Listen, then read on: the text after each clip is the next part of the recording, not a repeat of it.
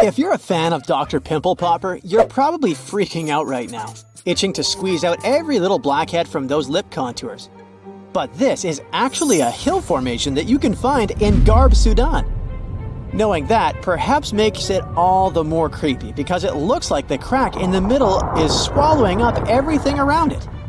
This black hole scenario brings to mind our next stop, Vostok Island. This eerie spot is a 59-acre coral atoll situated in the southwestern Pacific Ocean, about 400 miles northwest of Tahiti. If you check it out on Google Earth today, it looks like it's been totally blacked out, sparking all sorts of wild theories. People keep saying that this place is some top-secret base, or even a fictional island straight out of Lost. But what we see here is actually just a dense, dark green forest made up of Pisonia trees. Since nobody lives there and hardly anyone ever visits, the island is pretty much untouched by humans. This massive star, or mandala, is situated just outside Beatty, Nevada. It has got the internet all puzzled, with people trying to figure out if it's evidence of some kind of extraterrestrial activity. To add to the mystery, this spot is right by the Tonopah Test Range, which is also known as the famous Area 52. Despite its creepiness, it's probably just one of the thousands of crop circles that gained fame after Google Earth came along. This spiral formation right here is also located in Nevada, and it definitely looks like another chilling crop circle. But things get even stranger if you use the street view option. As you zoom in closer and closer, you'll notice that it's made up of carefully arranged rocks. This labyrinth, so to speak, is part of an open-air museum situated in the ghost town of Rhyolite. And if that's not creepy enough, take a look around and you'll see dozens of eerie men in white cloaks. Despite their lifelike appearance, these silhouettes are actually statues from an installation created by a Belgian artist in the 80s. Even stranger than stumbling upon a large circle on the ground is finding a bunch of them. Our next location in Wyoming is filled with peculiar circle structures to the point where it's hard to count them all. During the 20th century, this U.S. state shifted from a farming economy to an industrial one, dominated by the extraction of oil, gas, and coal. So, these circles are likely remnants of a tank farm. I mean, places where oil storage tanks used to be located. If you want to avoid nightmares, I highly recommend not searching for the mausoleum of Emil Becker in Poland. If you happen to find it by using the Street View mode, prepare yourself to face an abandoned place with the most terrifying sculpture there is. Oh, the creeps. Keeping on the spooky side, let's head to an isolated corner of Kazakhstan, where you can find a pentagram etched into the Earth's surface. This formation is huge, measuring roughly 1,200 feet in diameter. Before you jump to conclusions about this formation being related to some kind of underworld deity worship, it's worth noting that the pentagram actually turns out to be the outline of a park designed in the shape of a star. The star shape is marked by roadways, which are now lined with trees, making the star shape even more distinct in aerial photos. You can spot this peculiar symbol from quite a distance. At first glance, it might even resemble an otherworldly alphabet, as if a highly intelligent civilization is trying to send us an alert message. But this mystery is already solved. We are in De Hoge Veluwe, a Dutch national park located in the province of Gelderland. And these lines are actually part of the park's logo. Search for these coordinates to find what looks like a land formation straight out of an extraterrestrial landscape, or perhaps a set from Avatar. This place, located in Inner Mongolia, China, is believed to be a granite mine, but it's a bit of a mystery why it has such a striking blue tone on Google Earth. If you check it out on Microsoft Bing Maps, for example, the same location appears in a much more natural tone. In the Australian outback lies a massive geoglyph known as the Maori Man. Discovered in the late 90s, it appears to represent an indigenous Australian man hunting with a boomerang or stick. The figure stretches for more than 2 miles in length and about 1.6 miles wide.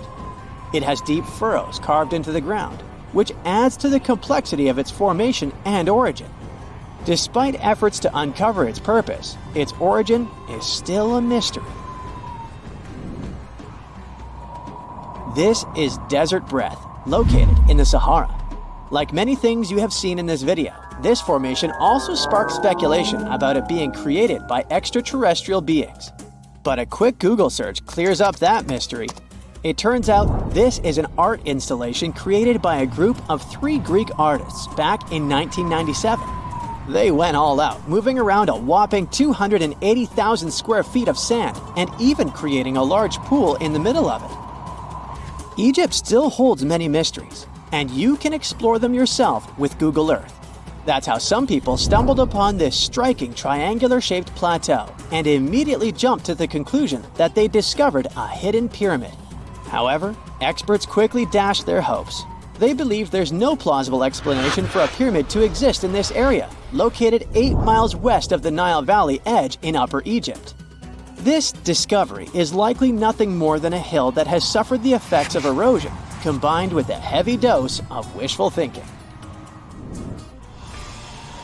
In some cases, nature itself is responsible for creating frightening sculptures, like the Badlands Guardian in Alberta, Canada. If you look at it from above, you'll notice not one, but 2 human heads emerging from the landscape. These gigantic beings were sculpted by rainwater erosion on layers of clay-rich soil. Ironically, additional human-made structures give the impression that this one is wearing wired headphones. It seems that deserts are a prime spot for discovering strange images on Google Earth. So our next stop is China. In the Gobi Desert, you'll come across zigzagging white lines that look kind of random. The first challenge for armchair experts was figuring out what these structures were made of, as it's hard to tell if they're painted on or dug into the landscape. There's still a lot of speculation about it on the internet.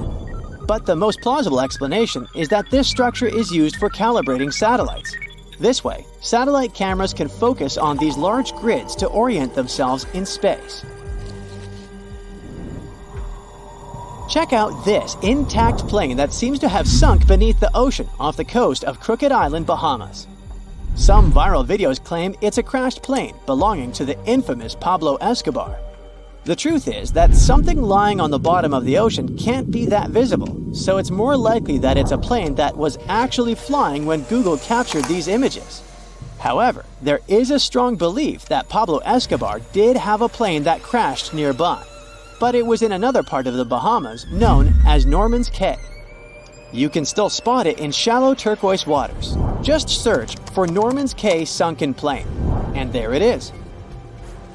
If you're convinced that extraterrestrials are already among us, then go ahead and type in these coordinates on Google Earth. Explore the area using Street View, and wow, what is it?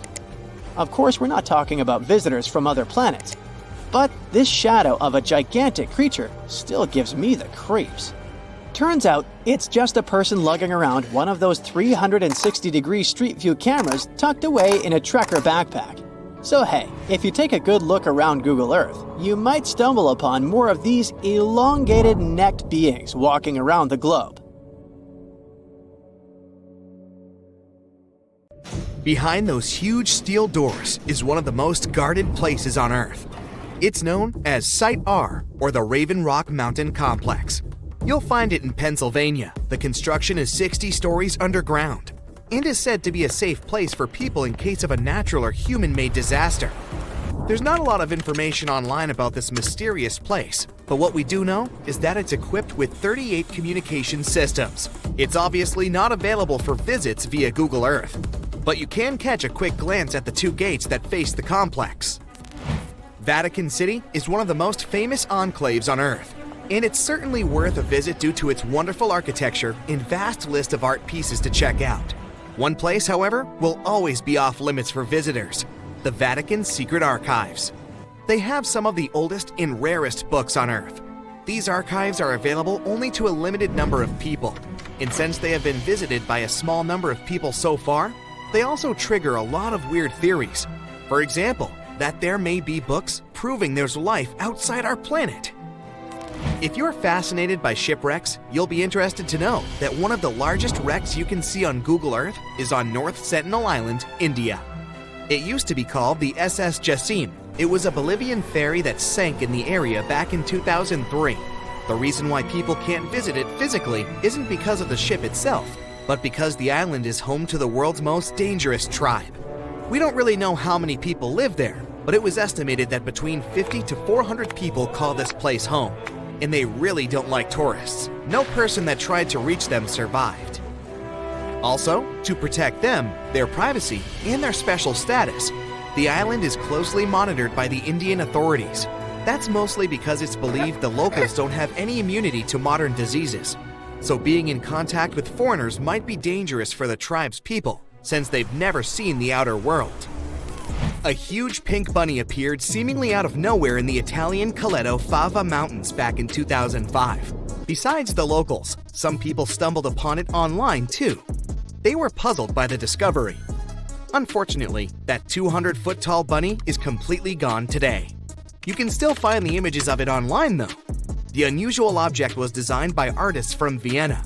They encouraged tourists to climb, jump, or even take a nap on top of the large rabbit. The whole purpose of the project was to allow people to experience what it would be like to live as smaller creatures. The bunny didn't have any removal date at the time it was placed there and was expected to last at least until 2025. But Mother Nature had other plans. A Japanese artist decided to move back to her little home village named Nagoro. But she soon found out that most of her neighbors were moving to bigger cities. To deal with loneliness, she started putting together scarecrow-like dolls, or kakashi, and placing them all over her garden. She didn't stop there though. The artist soon began doing the same with many other places in her village, creating dolls and placing them as if they were taking part in various human activities. These dolls keep moving around too, but the woman likes to stay true to her story and insists she doesn't touch them. You can see the images of this quirky village on Google Maps. This weird portal was discovered via online maps in New Baltimore, New York. It gave people all sorts of bad dreams. With spooky-looking buildings and all sorts of blurry figures, this area soon became a source for many weird internet theories. Turns out it was nothing more than a technical issue, which resulted in those images being rendered in a distorted manner. Either way, if you look for these images on Google, you won't be able to unsee them. This cute miniature world map was created by an artist from Denmark. He continuously worked on this tedious project from 1944 until 1967, using mostly his hands and just a few tools for moving heavy rocks around. He gathered stones at the edge of the water, then recreated the map of the world on the surface of this lake. During the winter, he was able to use a sled to transport larger pieces of rock over the ice and then place them in the perfect position. Apart from the continents themselves, the map also features rivers and lakes, as well as some other famous landmarks. Care to have a look at a sea without any coasts? Search for the Sargasso Sea. You'll find it in the northern Atlantic Ocean. This weird sea is surrounded by 4 ocean currents and no dry land at all. It got its name from the seaweed that grows there, sargassum. Fingerprints on the lens of a satellite camera? You may be tricked into thinking this if you search for the Finger Maze. It's located in the city of Brighton, UK, and is a large fingerprint created in Hove Park. It also has a maze at the center. It can be really hard and time-consuming to look for wild animals on Google Earth, but the Geo browser does have a nice feature that can help if you're eager to see hippos and flamingos in their natural habitat. Try Googling animals from above and start scrolling through these images. This unique feature can take you from Kenya to Namibia and even all the way to Antarctica, where you can see emperor penguins. There are some places on Google Maps that, for specific reasons, aren't available for the online public, like the Royal Palace in Amsterdam.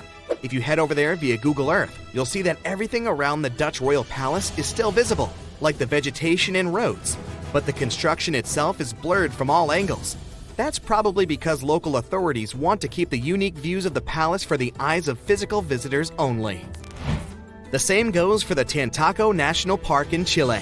This one is a privately owned nature reserve that can only be seen on Google Maps from a distance. Once you reach a certain point, the zoom feature stops working. Some people say that since it's a nature preserve, it may be home to some endangered species, and extreme measures are taken for their protection. You know how a certain brand of fried chicken has a certain kernel on their logo? Yeah, You won't see any of these logos in high resolution on Google Maps. That's because the online map uses specific algorithms to detect people's faces and blur them out. As you can see, it's not always really that accurate. It's called Snake Island, and the Brazilian authorities prohibit people from visiting it. For good reason. You'll find the island near the city of Sao Paulo in Brazil. It's said to be home to over 4,000 snakes. Some of the most venomous types of reptiles on Earth call this place home. If that's not creepy enough, how about that some of them are so dangerous that a small drop of their venom can permanently damage the human skin? You can see the shape of the island on Google Earth, but the more you zoom in, the blurrier it becomes. Here's another cool thing you can do on Google Earth: time travel. Well, at least sort of. You won't be able to travel back in time and tell yourself to study more for that tricky exam, but you can see certain historical images of places you like. You can check if this feature works by looking at the upper left corner of the screen. If you can see a small icon with a clock, it may allow you to scroll some years back. But you can also see how sunlight affects Earth if you turn on the sunlight feature. You'd be surprised to find out the life-changing discoveries a person can make just by browsing Google Maps. Like this guy, who found a suspicious crater and might have made a major scientific discovery. In 2024, Canadian Joël Lupoint was planning a casual camping trip in his homeland. He opened Google Earth and zoomed in Quebec's Côte-Nord region. That's when he saw it, this unusual rounded structure. The measurement was impressive, 9.3 miles from one point to another, and there seemed to be a lake next to it. He was quick to print the screen and sent the image to a French geophysicist to see if he knew anything about it. Most times these images turn out to be nothing, or simply Google Earth watermarks. But he was surprised when he opened his email and saw the scientist's reply. The geophysicist said that, judging by the looks of the topography, Lapointe could have discovered a meteor impact area. Now, impact areas are really hard to identify. Since they've been around for millions of years, most of their shapes have been heavily changed by erosion. Scientists call these areas impact structures. They're usually circular or crater-like and are made up of deformed bedrock. It happens when a meteor falls into the surface of the Earth. Here's the thing. Since the crater has huge walls around it, these areas are usually mistaken for mountain ranges. That's what left the Canadian explorer confused. But the French geophysicist that analyzed the case gave him hope. That weird formation in Quebec had been classified as a type of volcanic formation. After Lapointe brought this subject back to the agenda, scientists had to dig a little deeper to find the truth. Until this recent discovery, scientists thought the area looked like that due to some volcanic formation. This is actually normal, since other things such as volcanism and sinkholes can be mistaken for impact craters. To verify, they asked for some samples of the site. This is a more reliable way to fact-check whether a meteor landed there or not. When the meteor hits the Earth, it brings different types of minerals from outer space. That's the wonderful thing about impact craters. They reveal a link between Earth and the outside universe. By now, scientists have cataloged most of the minerals that are native to our planet. When they're searching for an impact structure, they usually look for things such as tinnite and chemisite, which can only be found in meteors. The biggest known impact crater in the world is the Vredefort crater, located in South Africa. This big thing was formed some 4 billion years ago. The asteroid that made it is estimated to have been one of the largest ever to strike planet Earth. When the researchers got the results of the site back in Canada, they did confirm that it contained zircon, a mineral that tends to show areas of impact. There's no way to guarantee that Lapointe really found an impact crater, but scientists are organizing a research mission over to the area just to make sure. If it turns out that it really is an impact crater, that's pretty huge news, since the last discovery was made in 2013. Another one of these mesmerizing discoveries came from a 15-year-old boy. William Goddery was also a Canadian, and for some reason loved looking for long-lost Mayan cities. Different from the previous story, William had an intention and a research methodology. He had studied many books on Mayan civilizations. He believed that Mayans built their cities in relation to the stars in the sky. So he opened a book and mapped all the cities that have already been unearthed. and that's when he noticed something important. There is an area in the Yucatan Peninsula in Mexico where archaeologists have unearthed 2 Mayan cities, but on the constellation map there are 3 stars. He thought to himself, could this mean there is a lost city waiting to be discovered nearby? William Gantery is known to be a science genius and has even won an award for this constellation theory. When he noticed that a 3rd city was missing from the 23rd constellation he was examining, he began to search Google Earth for satellite pictures that could help him solve this mystery. Advances in satellite tech have shed new light on long-lost Mayan cities such as Tikal. Located in the heart of the Guatemalan jungle, Tikal is believed to have been the capital of the ancient Mayan Empire. He had hopes, so he reached out to a friend inside the Canadian Space Agency to verify what he had found. Since he had already won awards for his research, he had friends in high places, and that's when things got interesting. According to the images, there was a large square area on the border of Mexico and Belize that looked like the remains of a city. William took the images to a remote sensing expert. They studied the images thoroughly and concluded that the area could be housing 30 buildings and even a large pyramid. William named the new city he discovered as Mouth of Fire. However, his story was very much contested inside the archaeological community, and many Mayan experts worked to debunk William's findings. Experts say that constellation theories are too unscientific. Renowned anthropologists and astronomers said William's methodology was an act of creative imagination. Still, a 15-year-old teen almost found a long-lost Mayan city, which is pretty exciting if you ask me. What about these tiny dots that appeared on images of Google Earth? These strange spotted circles were found in the middle of the Algerian desert. A YouTuber browsing on Google Earth found these circles and discovered that people had been debating over their origin for years. He thought they were a glitch from satellite images. There are dozens of them, stretching for miles and miles in a straight line. They're far away from any town, road, or human activity, making it hard to understand if it was man-made or just a natural phenomenon. To settle this mystery, he interviewed the people who took Google Earth's pictures. He found out they were 100% true. The circles were there in real life. They appear in multiple pictures from multiple years. Now, at first, he guessed they were the result of oil activity. Algeria is a rich area for natural resources, so this made sense. To find out if the area is worth extracting, companies usually undertake seismic surveys. They're a way of analyzing the Earth's surface by sending shock waves into the ground. Depending on how these waves bounce back, you'll know what is located underground. There was another possibility. The Sahara is a very dry area of the planet. The average high temperatures in summer are over 104 degrees Fahrenheit. To survive there, people need to find ways of accessing water. So his second guess was that the circles were kind of ruin or leftover from ancient water wells.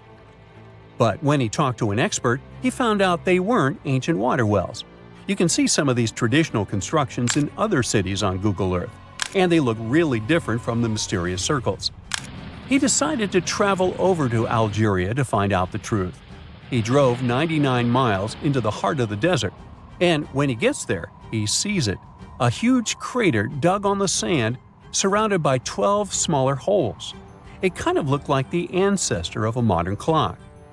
There, he found something he couldn't spot on Google Earth: thin metal wires. When the curious YouTuber and his teams started to dig in the sand, they found old dynamite and some sardine cans. Apparently, they were hiding the truth. The Sahara Circles, as they were famously called, were not the historical leftovers of seismic surveying. Back at the time when these circles were made, this technology didn't even exist, but they were sure related to oil exploration. The dynamite holes were an ancient method of oil searching, and the sardine cans, well, they were left by the workers who were exploring the region. Another Google Earth mystery solved. Why has only the Bermuda Triangle become famous? You know, there are other mysterious triangles where ships disappear for strange reasons too.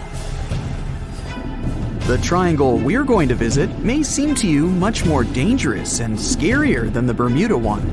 People tell stories about extraterrestrial ships, portals to another dimension, or Atlantis in the Bermuda region, and you've probably heard all this stuff. But the triangle I'm talking about has other legends. Imagine that you're sailing on your boat and notice a round ship in the middle of the endless ocean. A mysterious woman is standing on the deck of this strange ship, staring at you. Yeah, such stories go around the Dragon Triangle. And if you try to figure out something about this place, you'll find that even the triangle's location is a mystery. This place is located near the Japanese coast in the Pacific Ocean. The triangle extends from Japan to the Bonin Islands and touches the Philippine Sea, but this is not its exact geolocation. Some records say the triangle is 70 miles east of the Japanese coast, while others say it's about 750 miles away. This difference in coordinates is because the region where the triangle is located is not marked on any maps. The exact dimensions of these waters are still unknown. The Dragon's Triangle is also called the Pacific Bermuda Triangle. It's like an evil twin brother of the latter, but it's older. The fact is that reports of strange disappearances of ships in this region appeared much earlier than reports about the Bermuda Triangle. For the first time, people found out about the mysterious power of this place back in the 13th century. The grandson of Genghis Khan sent 40,000 people on ships toward Japan to conquer the country. Their route passed through the Dragon's Triangle. However, these people didn't reach the shore because of typhoons in this zone, so all the ships sank. After this incident, Genghis Khan's grandson changed his mind about attacking the country. Immediately after that, people in Japan began to believe that this place had magical powers. In the modern world, divers and archaeologists have tried to decide whether this story is true. They've explored the bottom of the triangle and found artifacts from the sunken Mongolian fleet. A few centuries later, in the early 1800s, another story happened there. Sailors who traveled through the Dragon's Triangle saw a strange ship that looked similar to Japanese equipment for burning incense. There was only one person on board. It was a mysterious woman. However, no one could find out who she was. In the 1940s and 50s, reports about ships disappearing in the region of the Triangle began to arrive. Fishing boats and large ships went missing. Japan sent a research ship there to find out the cause of the disappearances. But that vessel, with 31 crew members, was also gone. The wreckage of the research vessel was discovered later, but no one found the crew members. People began to recall the legends about this place. According to one of the myths, dragons live under the surface of the ocean. They destroy ships and take people to satisfy their hunger. Such stories are thousands of years old. But over time, in addition to fairy tales, scientific hypotheses began to appear. Scientists have tried to find out what's so peculiar about this place. One suggested that cold and hot currents mix and then pass through areas that attract strong electromagnetic waves. And when these mixed hot and cold currents meet these waves, they form electromagnetic interference. Electronic equipment on ships begin to break down, and navigation devices fail. At this moment, a storm starts, and vessels become helpless. They can't send distress signals or determine their location. Another theory says that underwater volcanoes are at the bottom of the triangle. They spew hundreds of thousands of tons of magma, churn the waters, and create giant waves. Seismic activity often happens off the coast of Japan, so this theory is quite logical. Also, volcanic activity can explain ancient legends about underwater dragons. Besides, islands often appear and disappear in this region. When magma cools down underwater and creates layers, they move upward and form land. Then, during the next eruption, they collapse and go underwater.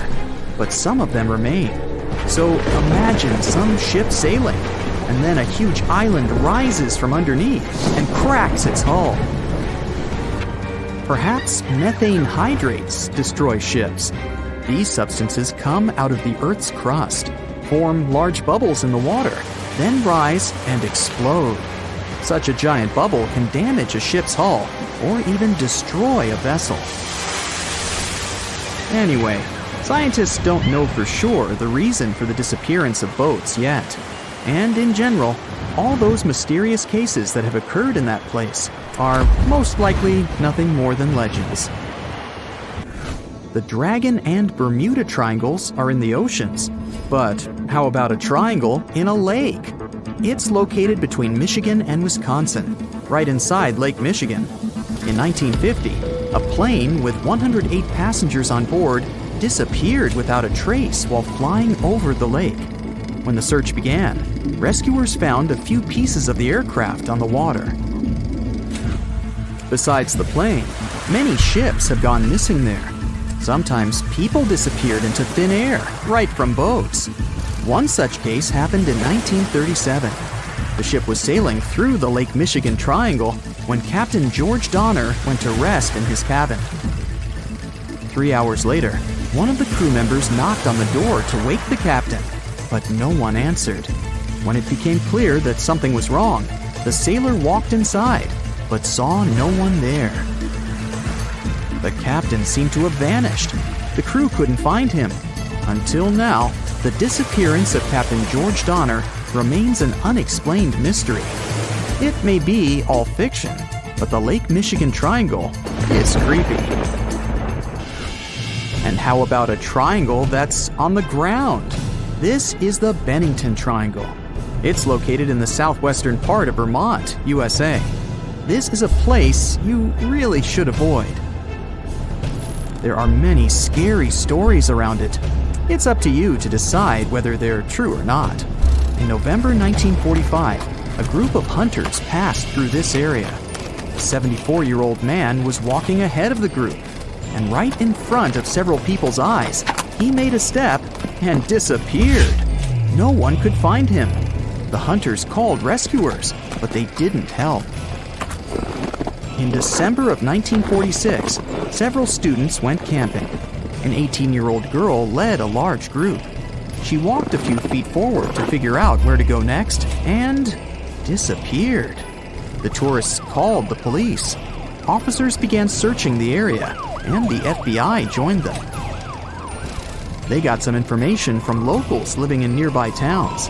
They said that some girl similar to the description had been walking with a man much older than her. The two of them left by car and were never seen again. Soon, a similar vehicle was found not far from New York. The car was burned, so the police and experts couldn't confirm that the missing girl was inside. 3 years later, a man disappeared on the territory of the Triangle. He was waiting for a bus at the last stop. When the bus arrived, he got inside, but didn't reach his destination. He didn't get off the bus and didn't appear anywhere else. The police couldn't find any trace of the missing man. But the most terrible case occurred in 1950. Near the Bennington Triangle, a woman was driving a truck with her young son. She stopped the car and left for a few minutes to drop by a store or gas station. But when she came back, there was no one in the car. The police were combing the area. In the search, they used sniffer dogs, which managed to get on the boy's trail. The dogs followed the path and stopped at one place in the forest. The trail ended there. And you know what that spot was? The place where that student girl disappeared in 1946. There's something really bizarre going on at these 12 points scattered across the Earth. The vile vortices, as they're called, are these creepy spots over the Tropic of Cancer, the Tropic of Capricorn, and the North and South Poles, where weird forces seem to take over. You've probably heard of the most famous one, the Bermuda Triangle.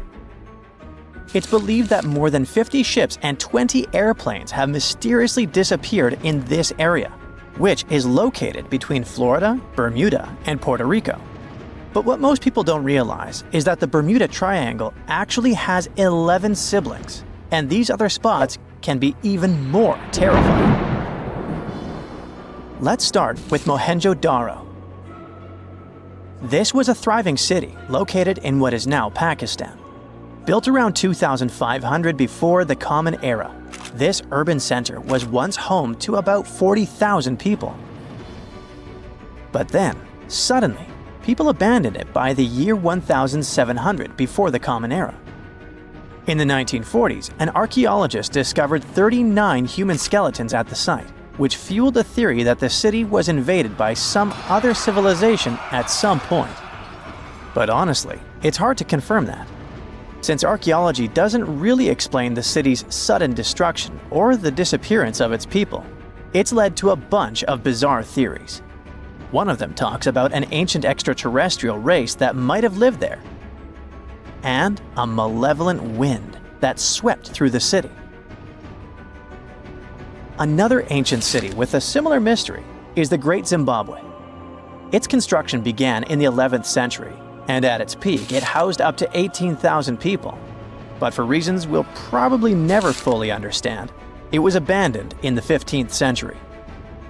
Archaeologists were really interested in this place, and that's when things got even weirder. They found 8 of these birds, now called the Zimbabwe birds. These soapstone sculptures were found sitting on stone columns that were over 90 centimeters tall. Nothing like them has ever been found anywhere else, and their meaning is still a total mystery. Some think each bird represents a new king, but other theories suggest they were ancient animals very dear to the people who lived there. Adding to the mystery, local legends talk about a strange, short man who's sometimes seen wandering around, but he always disappears before anyone can get close. Then there's Easter Island, another one of the 12 vile vortices. It's located in the eastern Pacific Ocean, and it's famous for its nearly 1,000 enormous statues called moai. We still don't know what they mean, or how they were made. Some of them are almost 30 feet tall and weigh as much as 80 tons. Today, it wouldn't be that tough to move and carve these statues, but we're talking about a period between the years 1100 and 1680. So nobody really knows how they did it. Some specialists believe these statues were carried across the island, while others think they were pushed on log rollers. But the most bizarre theories suggest extraterrestrials were involved. Algeria is another land rich in ancient mysteries, and one of the most fascinating is something called the Jeddars. These are 13 monuments with square stone bases and angular mounds, built between the 4th and 7th centuries. But the weird part is, no one knows their purpose. One of them had an inscription in Latin, but it was so worn down that the message was nearly impossible to read. The best guess so far is that these monuments were probably tombs for royalty, although no one knows exactly who was supposed to be buried there. What we do know is that there are many myths related to strange disappearances in the region.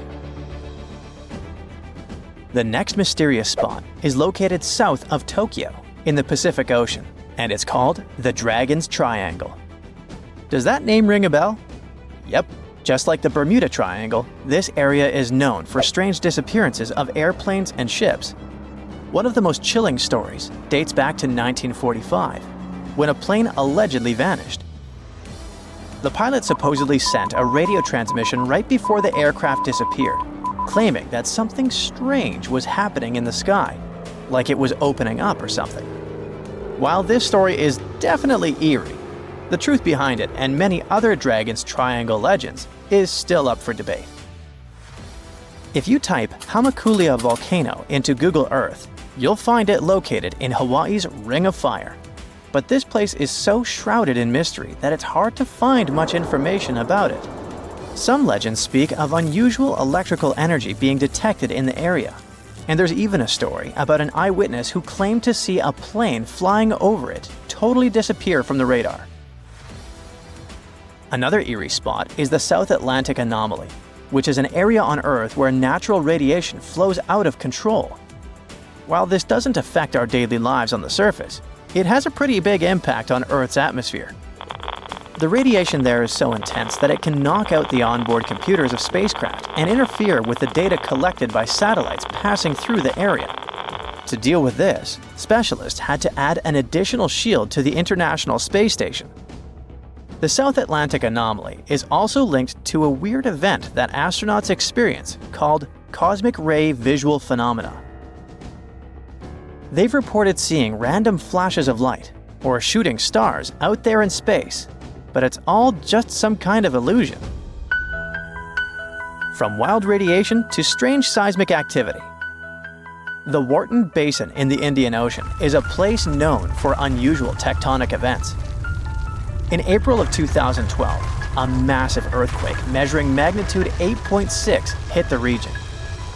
This was considered the largest intraplate earthquake ever recorded, meaning it happened within a tectonic plate rather than at its boundary. This caught the attention of scientists, who now speculate that the region might be forming a new boundary between the Australian and Indian plates. But for now, this is all still one big mystery. Now let's head to the Pacific Ocean. More specifically, to the New Hebrides Trench. This submarine trench is about 750 miles long and 45 miles wide. It formed when the Australian plate slid under the New Hebrides plate. There's no doubt that this is one of the creepiest and deepest spots in the ocean. The danger isn't just down in the deep sea either, as this trench has been connected to several earthquakes that affected New Caledonia and Vanuatu. This area also has some strange features. For example, when scientists explored it, they didn't find a single grenadier fish down there. This type of fish is one of the most common deep-sea creatures you would expect to see in trenches around the Pacific. So why aren't they around the New Hebrides Trench? Maybe they know something we don't. The two remaining vile vortices are the North and South Poles. These two are on the opposite ends of the planet, but they share one thing in common: strange disappearances. One of the most famous stories from the North Pole happened in 1897. 3 brave explorers set out on a journey to reach the North Pole using a hot air balloon. But they never completed their mission.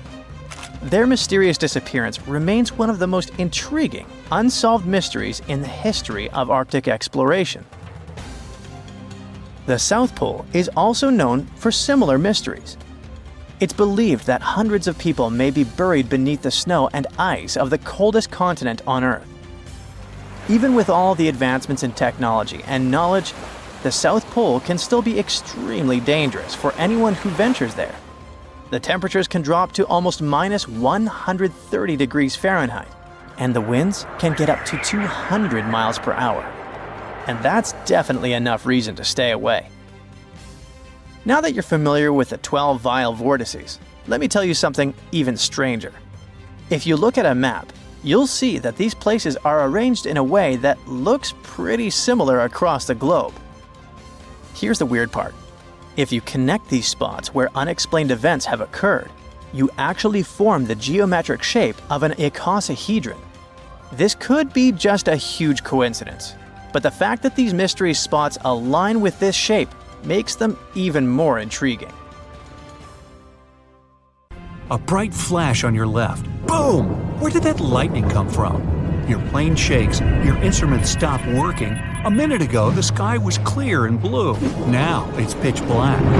Your senses go haywire. You don't understand which way is up or down. It's a strange feeling.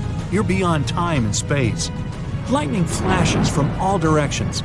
Clouds envelop your plane and swirl it into a vortex. You grip the controls and repeat to yourself, "I'll get out of this. I'll get out." Through the dark and thick clouds, you see a ray of light. It's your only chance. Your plane flies toward the light like a moth to a flame, and whoosh! You break out of the terrible whirlwind. Your instruments are back to normal. The plane's no longer shaking. You're saved. That's how pilots who faced the Bermuda Triangle anomaly describe their experiences. Well, at least on TV shows. The huge chunk of ocean between Miami, Bermuda, and Puerto Rico remain the planet's most mysterious area. But it's not alone. Alaska has its own triangle. Since the late 80s, 16,000 people have disappeared there. Eyewitnesses to the Bermuda Triangle anomaly talk about thick fog, lightning, balls of light, and hallucinations.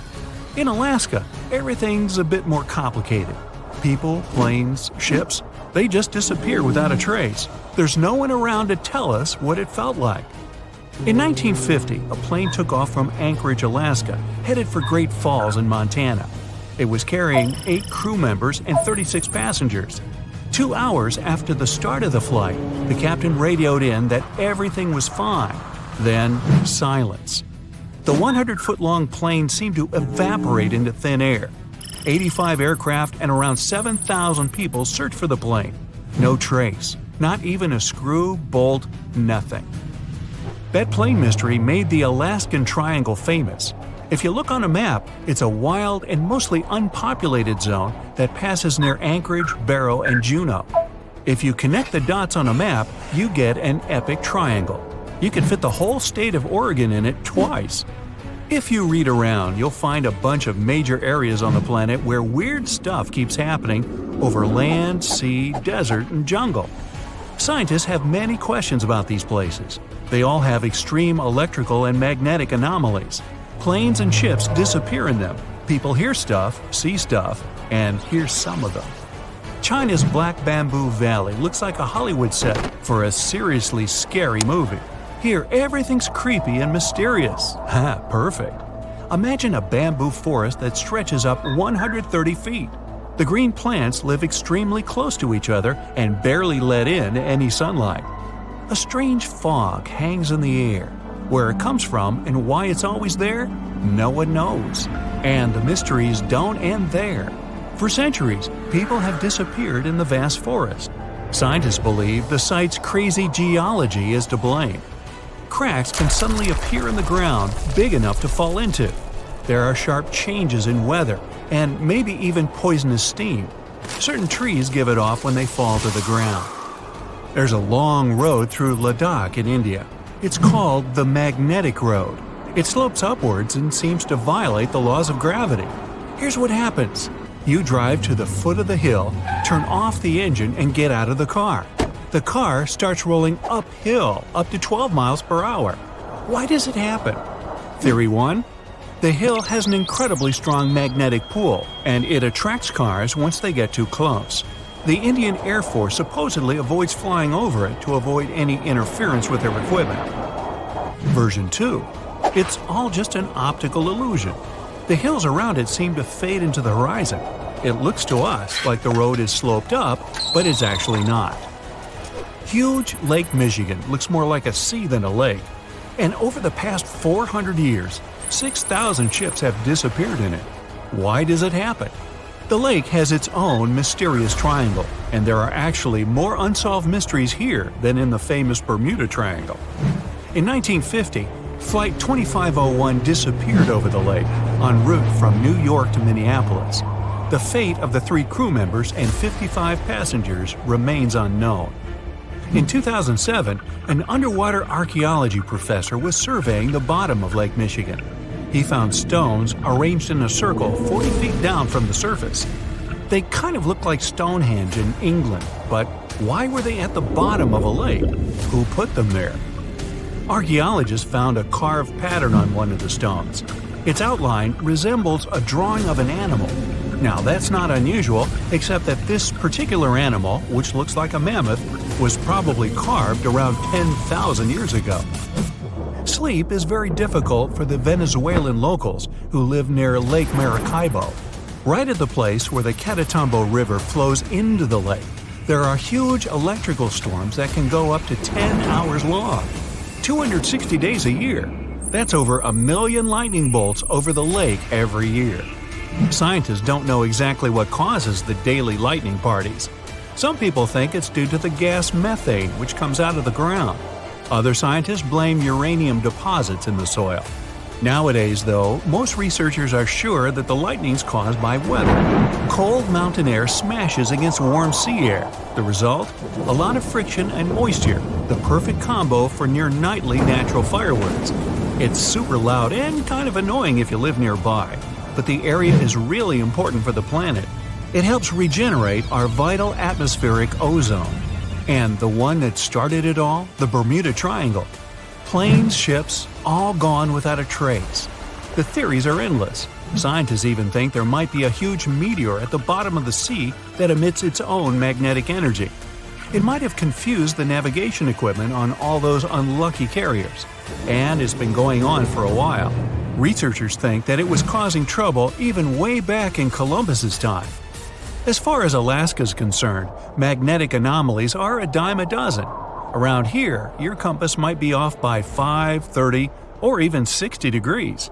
But equipment malfunction isn't really enough to explain the disappearance of so many aircraft and people in this absolutely massive state. Alaska is wild. High mountains, never-ending forests, snow in the winter, and some serious heat in the summer. There are 3 million lakes, 12,000 rivers, and around 100,000 glaciers. There's only one person per square mile. California has over 250. You could walk for days, weeks, even months without seeing anyone, except maybe a bear or two. And the days and nights can be really confusing this far north. Tourists from all over the world dream of coming to Alaska to see the planet as it was before. No concrete jungle, no endless roads, warehouses, and cornfields. But this isn't just a beautiful place. It's also an incredibly dangerous place. You can get lost in the forest, run out of food, get soaked to the bone, lose your compass or GPS. In the harsh conditions of Alaska, danger's always just around the corner. Most vacationers just aren't prepared for that. 80% of the state's communities aren't connected to the road system. Back in the Wild West, horses carried people, products, and information. In Alaska, it's all about planes. Alaska has 9,000 aircraft and 8,000 pilots, and counting. That's more than 1 out of every 100 Alaskans. Sudden weather changes, frequent and wild rain, snowstorms, and fog. Not a great recipe for a smooth flight. The wings on Alaskan planes can get covered with ice. The fog can hide the snowy mountaintops, and strong gusts of wind can knock a tiny plane way off course. That's what those pilots have to deal with every time they take off. So, that plane that disappeared? Investigators believe that the Douglas C-54 Skymaster disappeared due to bad weather, and any debris was covered with snow or fell into a lake. 5% of Alaska is covered in glaciers, and there are loads of cracks in them, some big enough to fit a person, a few people, or even a whole airplane. So, look at this map. This is not the Google Maps you open on your way to work. Here, you can see the world's most mysterious places. From the Bermuda Triangle to the pyramids of Giza. From the islands of Dolls to Easter Island. So, grab your pith helmet and let's go. You're venturing deep into the Sahara. What's that on the horizon? It looks like the remains of a once thriving civilization. Near the city of Tiaret, 150 miles southwest of Algeria's capital, you can find 13 monuments shrouded in mystery. You see underground vaults and other constructions made of stone. They were built between the 4th and 7th centuries CE. Some chambers are interconnected with a labyrinth. Walking through it takes about 2 hours. People who once inhabited this place carved hunting scenes and animal figures on the walls. Researchers believe the place was built as a final resting place for the Berber royalty, but there's no way to prove it, and the abandoned city in the desert remains a mystery. Now, how about the Island of the Dolls? If this name doesn't give you the heebie-jeebies, I don't know what will. While moving down an ancient Aztec canal, you find this mysterious island. Hundreds of abandoned dolls are hanging from trees. There are so many, you lose count. Legends say it was a man who hung them there.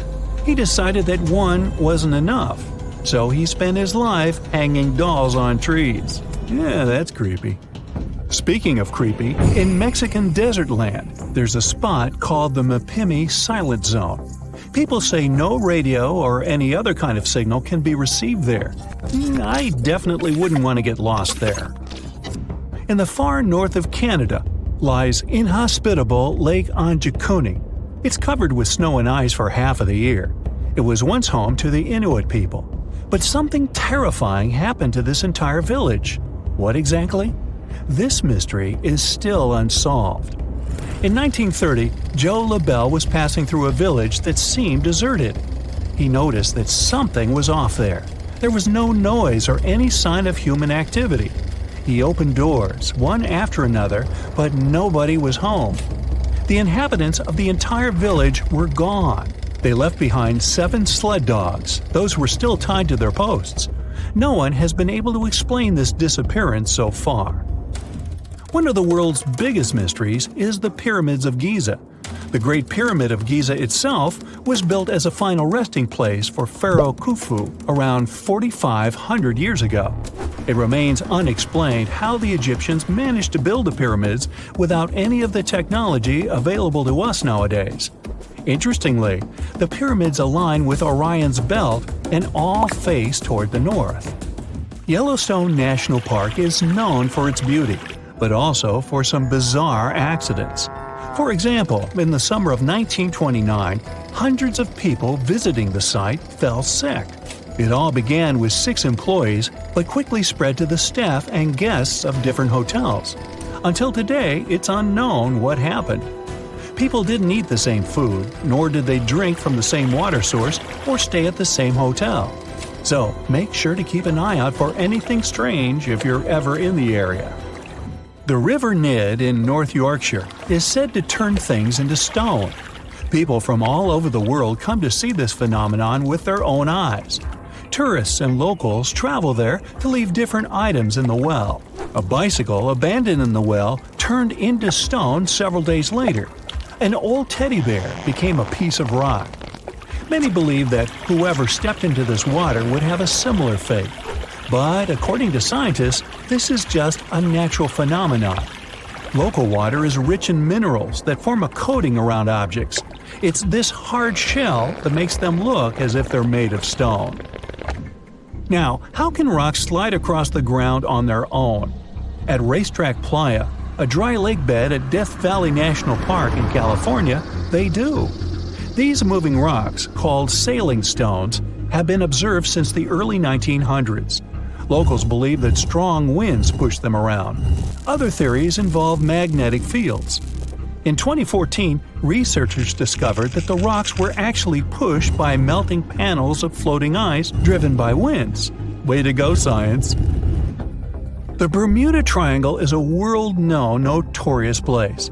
That's where over 50 ships and 20 airplanes have allegedly disappeared. Rescue missions never came back. It's located off the coast of Florida in the middle of the Atlantic Ocean. Unexplained disappearances there date back to the mid-19th century. There are different theories about why ships and planes vanish into thin air in this region. Some of them claim that the area is just extremely foggy, which makes it difficult for navigation. Another theory states that methane rising to the surface of the ocean can be the answer to this mystery, but no theory has been proven yet. In the mountainous country of Pakistan, you'll find the lost city of Mohenjo-Daro. This ancient archaeological site dates back to 2500 BCE. Scientists believe the city was built by the Indus Valley Civilization. Here, we see a well-planned street grid. And look at this elaborate drainage system. Nobody knows what happened to the people living in this town. The only thing scientists are almost sure about, it looks like something ended their lives all at once. Has the mystery of Easter Island finally been solved? You've probably heard of the fascinating monolithic statues standing on this Polynesian island. The statues, called moai, weigh up to 90 tons.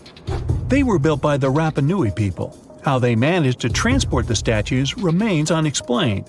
Researchers from the University of California believe the statues were built to make the soil on the island more fertile. And the coolest thing? The analysis has shown that the areas where the moai sculptures stand are indeed more fertile. The Crooked Forest in Poland is weird, to say the least. A grove of oddly shaped pine trees looks like something straight out of a sci-fi movie. The grove is home to around 400 pines that were planted in 1930. They all first bend toward the north and then continue growing upright. No one knows for sure why this happened. The surrounding forest is full of perfectly straight pine trees. Is there a monstrous creature living at the bottom of Loch Ness in Scotland? Whether it's a myth or reality, it sure is spooky. The legend of the Loch Ness Monster appeared somewhere around 1933. Since then, people have been claiming to have seen dragons, prehistoric monsters, and sea serpents in the lake. Will we ever know the truth? The Wharton Basin, off the western coast of Australia, is home to odd geological phenomena. Huge earthquakes happen there, one after another. This would be unsurprising if the area was located above a fault line, which is where two tectonic plates meet. But that isn't the case. The area is located on the Australian plate, but researchers believe that a new fault line might be forming there. This is the only reasonable explanation for what's happening in that area. One of the most isolated places on Earth, the North Pole, is as mysterious as it gets. A land of ice and odd disappearances. In the late 1840s, an expedition of more than 130 people, known as the Franklin Expedition, vanished in that region. Some evidence was found 150 years later, a leather shoe and snippets of journal entries. My own theory? They were all hired by Santa Claus to work in his toy factory. Yeah, no one else bought it either. Machu Picchu is also known as the Lost City of the Incas.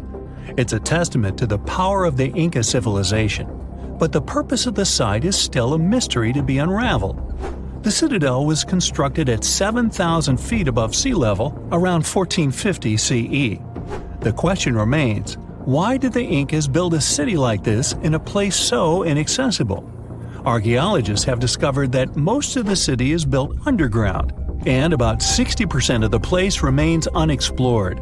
So who knows what might be hiding down there? The Mariana Trench is the world's deepest, darkest place. Imagine this: no sunlight, freezing waters. There seems to be little to no chance of life existing so deep under the surface. Yet, sea explorers claim to hear a bizarre sound coming from the depths of the trench. The records of this mysterious noise lead some to believe that a deep-sea monster is calling the trench its home. All right, too spooky. I'm out of here. Mirror check. You've got your beige parka on, your chisel is packed, and your overnight plane ride to Saudi Arabia is booked. You know what this means, right? Unfortunately, you weren't cast in the remake of Dune. It just means that you're ready to go explore the world's largest desert areas in the hopes of uncovering prehistoric secrets about our ancestors. Let's get one thing straight. If you ever thought that deserts were empty spaces, think again. They might be filled with sand as far as the eye can see, but they also hold a lot of history, you know, because before humans settled down in cities and towns, we were nomadic people, and we traveled all around the globe looking for food, water, and shelter. So we had to come up with some interesting stuff to survive. Like this thing that was found in the desert of Saudi Arabia. Do you have any idea what this could have been? Over many years, scientists have discussed the origins and use of huge structures such as these ones. It seems our Neolithic ancestors were way smarter than we gave them credit for. They didn't spend all their hours around the fire carving weapons out of stone. No, they were also practicing their architectural skills. These huge stone structures are called desert kites, because if you look at them from a distance, well, they sort of look like kites. Archaeologists have arrived at the consensus that these kites were used to lure animals in. This way, it would make it easier for our ancestors to guarantee their week's food. But that's not all. Take a look at these monolithic structures right here. They show us that our ancestors probably drew on rocks, the blueprint of what they were going to build on the ground. Just like modern-day architects, desert kites could be miles long, so they drew out a plan before actually building them. The most surprising feature of all is that these kites were built even before things such as Stonehenge. We're talking around 7,000 to 9,000 years ago. Over the last decade, scientists have been able to identify over 6,000 desert kites spread across the Middle East and West and Central Asia. If you don't think this huge, try building something this large without the help of any drones. It looks like a pretty difficult feat to me. And apparently, Saudi Arabia's desert is filled with more amazing things.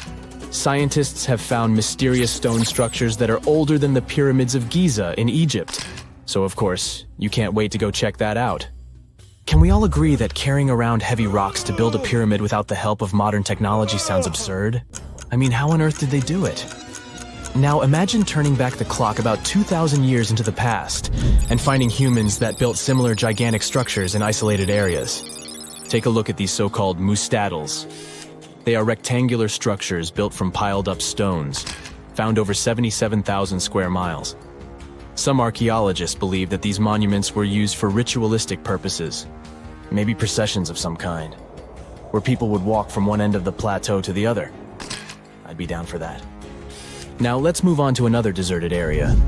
We're entering the world-famous Sahara Desert landscape. Isn't it beautiful? Here, you're about to unravel an ancient mystery, something that took years for researchers to solve. Fun fact, the Sahara Desert is the world's largest hot desert. It spans over 3 million square miles, which would be like putting 1,000 times the country of Hawaii next to each other. We say it's the largest hot desert because the world's largest desert area is Antarctica. But we all know temperatures over there are freezing, not the typical image of when we think of a desert. Deep into the desert, near the Algerian town of Fougeret et Zoua, something strange was found. For decades, these tiny dots appeared on images of Google Earth, but nobody could explain what they were. Some scientists were sure that these circles are the result of oil activity in the region. Others guessed that these were ancient fogeras or ancient water wells. There are dozens of them, stretching for miles and miles in a straight line. The strange thing is that they are always far away from any town, road, or human activity in general.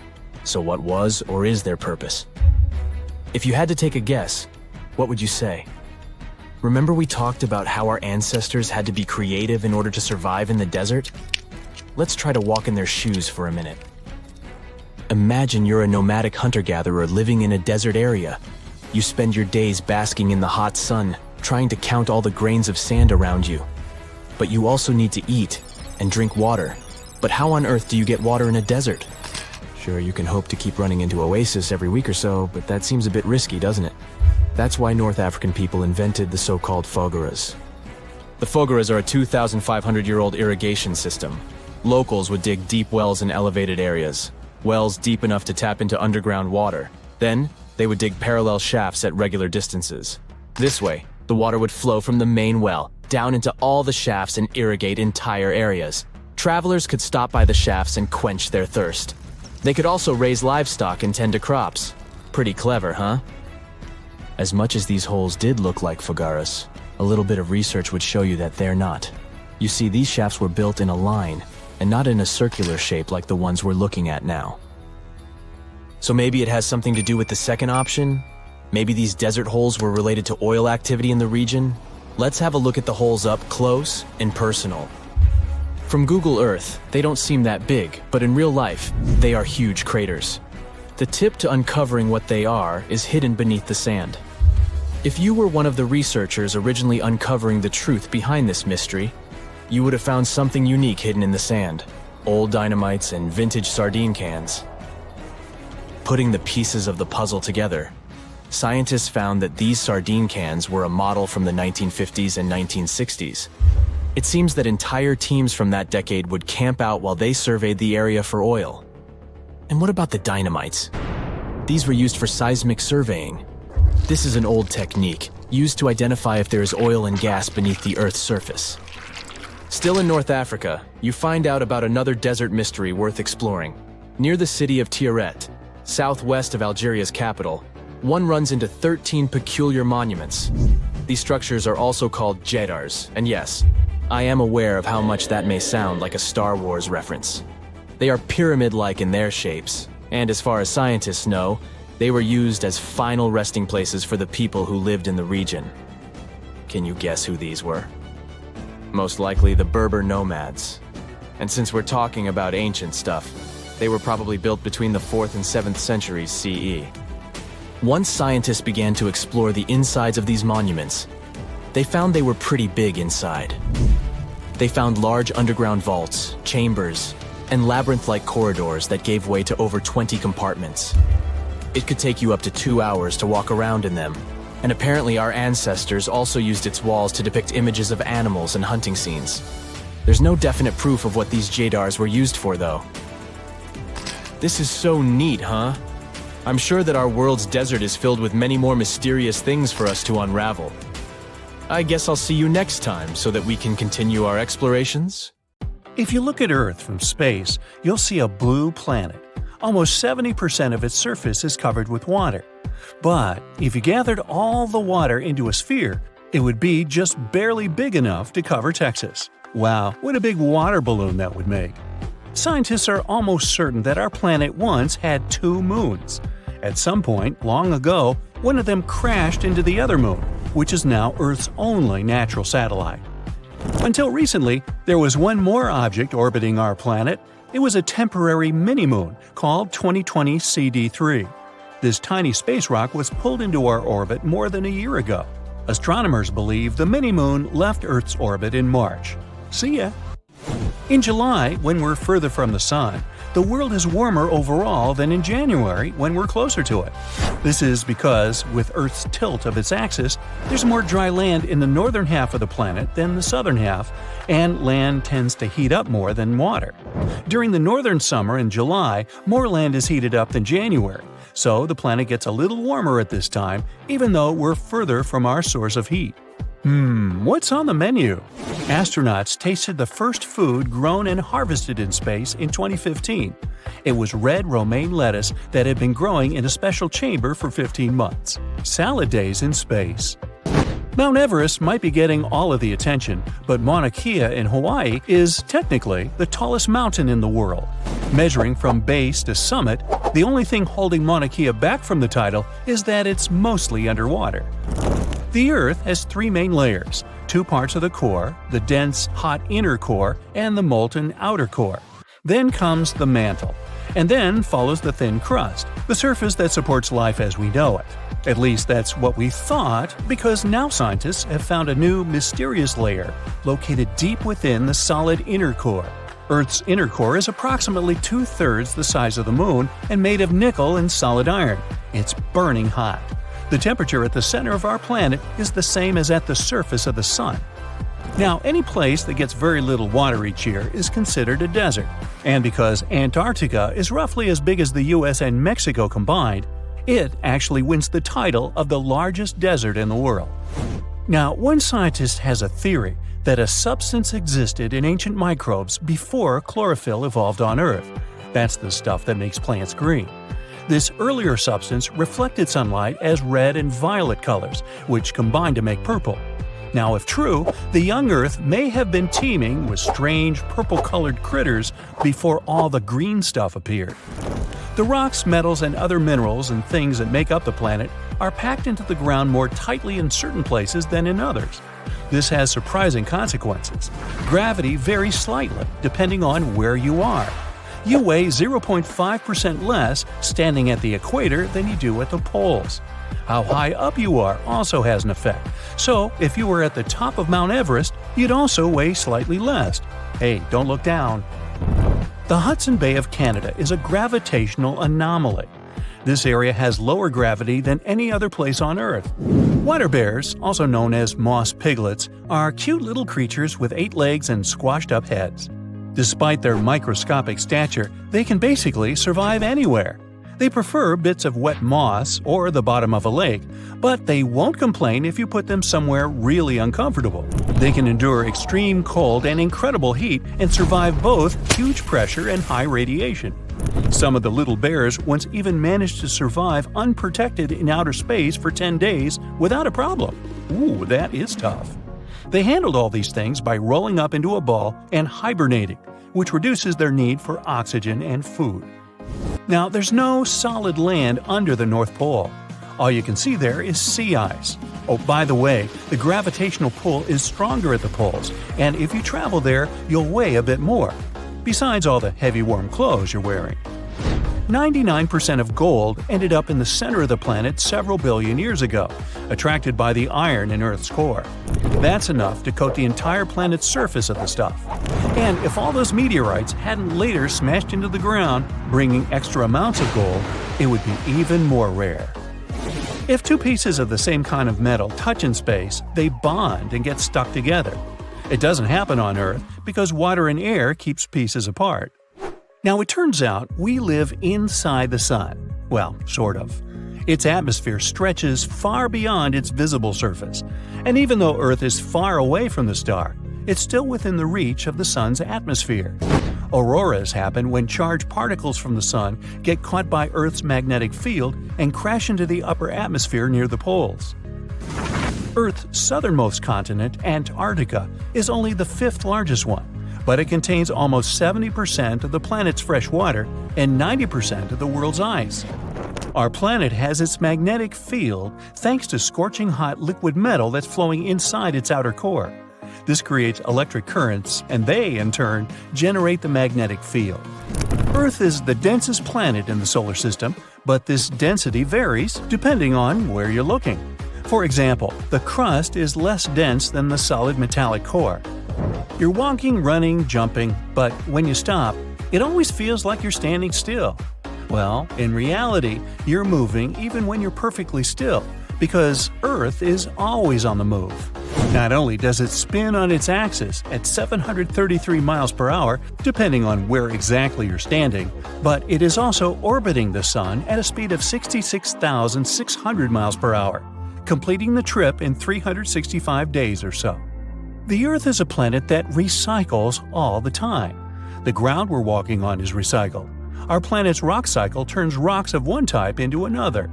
The depths of our planet are filled with magma. As magma is going out on the surface, it hardens into rock. Tectonic processes like volcanic activity, earthquakes, mountain building, and all the other processes bring that rock to the Earth's surface. There, erosion shapes it and shaves little bits off.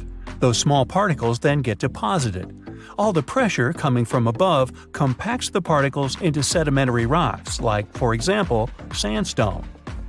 The biosphere under the seafloor is growing extremely slowly compared to life on the surface. Cell division happens every 10 to 1,000 years. Something's different about the Earth's axis. Climate changes and melting glaciers, mostly in the regions like the Himalayas and Alaska, made the axis shift. Our planet has two kinds of poles. The first are the south and north magnetic poles. They affect things like drift and navigation. The axis that the Earth is spinning around is another kind of pole. It shifted a little bit over time, but we don't know exactly why. No matter how large an earthquake is, no human could ever feel an earthquake on the opposite side of the Earth, although some people claim they did. The Earth absorbs heat from the sun, mostly on the surface. The heat doesn't spread equally on all parts of the Earth. One side of the planet, the Pacific Hemisphere, is losing heat more quickly than the other, the African Hemisphere. This happens because land traps more heat than the surface under the ocean. The seafloor is way thinner than the landmass. Also, the temperature caused by the heat coming from inside the Earth is getting lower because of huge amounts of cold water above it. If you could take all the water droplets in clouds and bring them to the surface, you could cover the planet with a liquid layer as thin as a human hair. It doesn't seem like a lot, but this water is crucially important for climate. We'd have warmer temperatures if it weren't for the clouds. And every 200,000 to 300,000 years, our planet goes through a magnetic pole reversal. It's not an instant process, though. It can last hundreds or even thousands of years. Imagine dark labyrinths, deep, deep underground. They're full of hidden dangers and unexpected discoveries. Get your flashlight, and let me take you on a tour of the spookiest caves of all time. And the first destination on our list is Cathedral Caverns in Alabama. Originally, this place was called Bat Cave, but it was later renamed because of what it looks like. As you approach it, you can't help but notice its huge entrance, measuring 126 feet wide and 25 feet high. But this grand entrance is just the beginning. Inside the cave, there are some of the most beautiful formations nature has ever created. One of the most famous of them is probably Goliath, a giant 45 feet tall stalagmite with a circumference of 243 feet.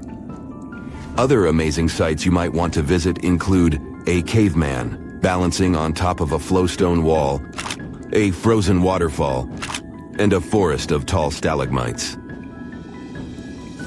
You're probably curious, How did such an exciting place make it onto the list of the scariest caves out there?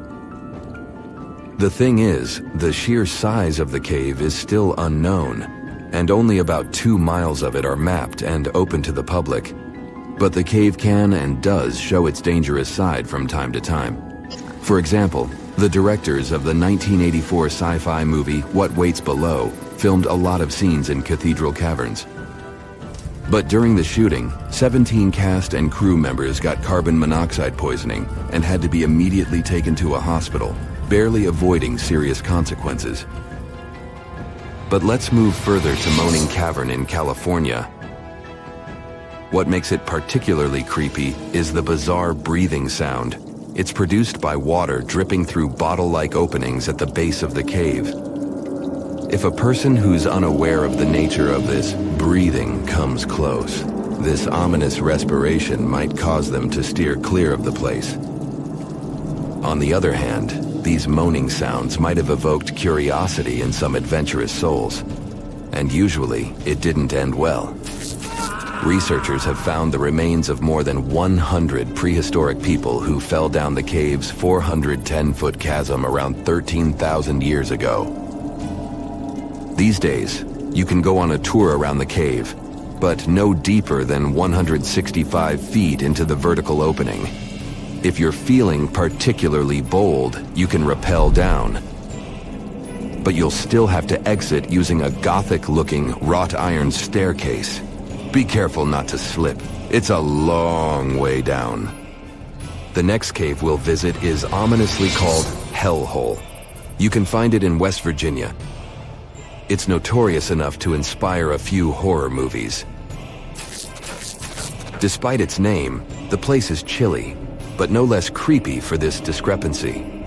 The average temperature inside the cave is 47 degrees Fahrenheit, which makes it the perfect home for a large variety of bats and other rare cave-dwelling inhabitants. In fact, in the winter, the cave accommodates about half of the world's population of Virginia big-eared bats. These are critically endangered and highly vulnerable creatures. But it won't stop a chill from running down your spine once you see a cloud of 20,000 squeaking, wing-fluttering bats. Bell Witch Cave is a relatively small formation located in Tennessee. And despite its innocent appearance, it serves as the focal point for an equally fantastic and terrifying story. According to the legend, in the early part of the 19th century, the farmer and his family suffered from the mischief of a ghost. It made a lot of noise at night, ripped sheets from beds, and even physically attacked the farmer and some of his family members. Eventually, the farmer passed away, and a vial with unknown black liquid was found next to him. Some people believed that the ghost had somehow poisoned him. Soon after that, the spirit left the farmer's family alone. Locals were sure the ghost had returned to a cave near the farm. They also believed the mystical creature promised to return when the time was right. Even today, local inhabitants report strange occurrences happening around the cave. They swear they are linked to the ghost once taunting the farmer's family. I bet that no matter how skeptical you are, the cave will make your skin crawl. And this is Wind Cave in South Dakota. At first glance, it might seem that there's nothing super scary about this cavern. No roiling mass of bats, no ancient remains or toxic gases. But the cave is home to a blood-chilling and very rare geological feature. Nowhere else in the world will you find a more extensive network of boxwork calcite. How did Wind Cave create the perfect conditions for the boxwork remains? It's still a mystery. But what you do notice is that this boxwork resembles a massive spider web a bit too much for comfort. Even though it's just a geological anomaly, it's hard to look at the boxwork and not imagine tons of cave spiders skittering along those thin strands of hardened minerals. Now, let me take you to a place that seems to be out of this world. There's nothing mysterious or dangerous about this place, but it's kinda unique. Life inside this cave has been isolated from the outside world for about 5.5 million years. And it does show. See for yourself. Because of such long isolation, the conditions inside Mobile Cave are like nowhere else in the world. Despite a severe lack of sunlight inside the cave and the toxicity of the air, a unique ecosystem is flourishing there. The cave is located a few miles west of the Black Sea in Romania, and it was first found in 1986. These days, you can only visit it if you have special permission. But even if you have it, the central caverns are guarded naturally by super narrow limestone tunnels and vertical shafts. So, those who are familiar with claustrophobia shouldn't enter this place. In the depth of the cave, the air has twice less oxygen than the air outside. It contains a lot of carbon dioxide and hydrogen sulfide, which means it's not the freshest air you can breathe. It's also pitch black inside the cavern.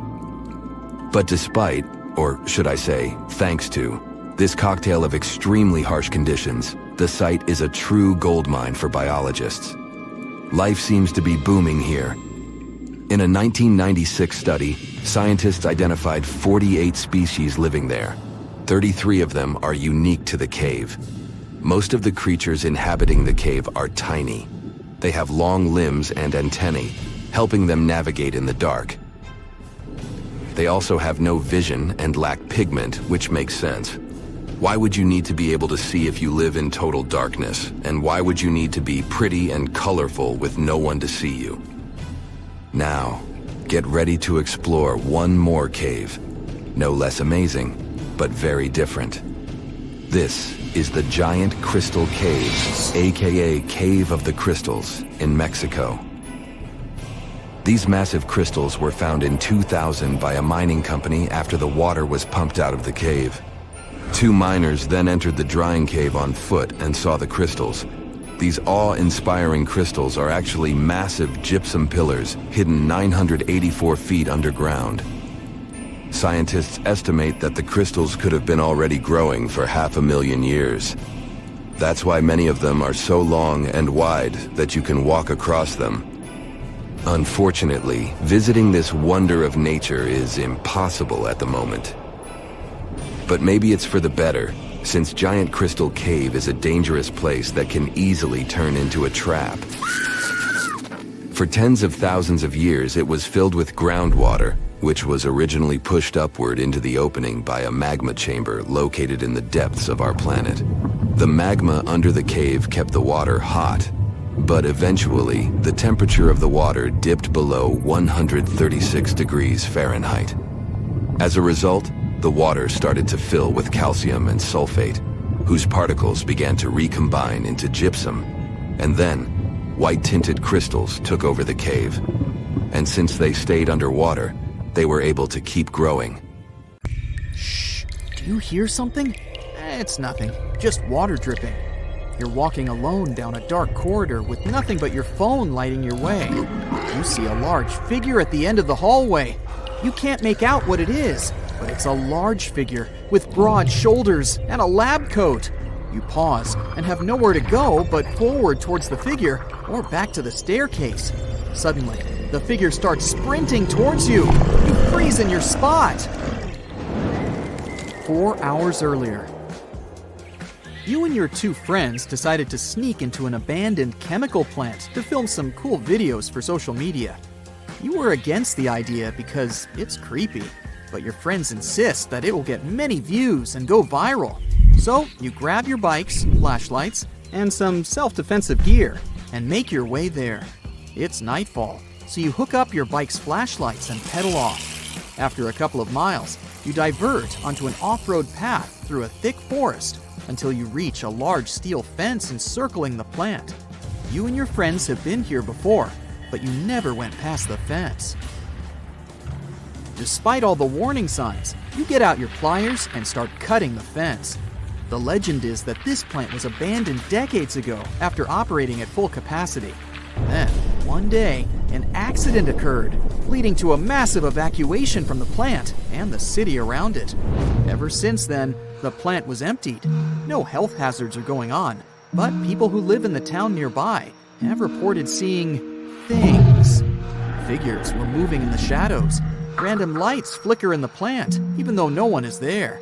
There have been reports of loud screams in the middle of the night. After hearing these stories, the hair on the back of your neck stands up, and you shudder with fear. Your friends, on the other hand, are giddy and excited. After cutting through the fence, you leave your bikes and make your way to the plant. You pass the parking lot with some cars parked in their designated place. Other cars look like they were abandoned, with the doors still open. You reach the entrance of the plant, but it's chained up. Your friends rattle it, but it won't budge.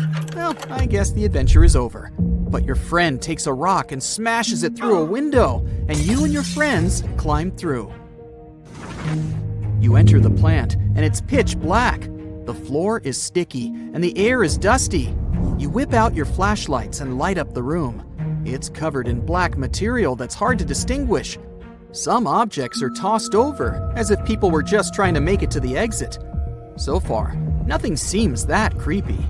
The plant is huge, so there'll be plenty of time to explore. Your friend gets out her phone and starts filming live on social media. She's narrating the whole trip, and many people are viewing it. They're commenting and sharing their thoughts. Suddenly, you hear a scream coming from deep within the building.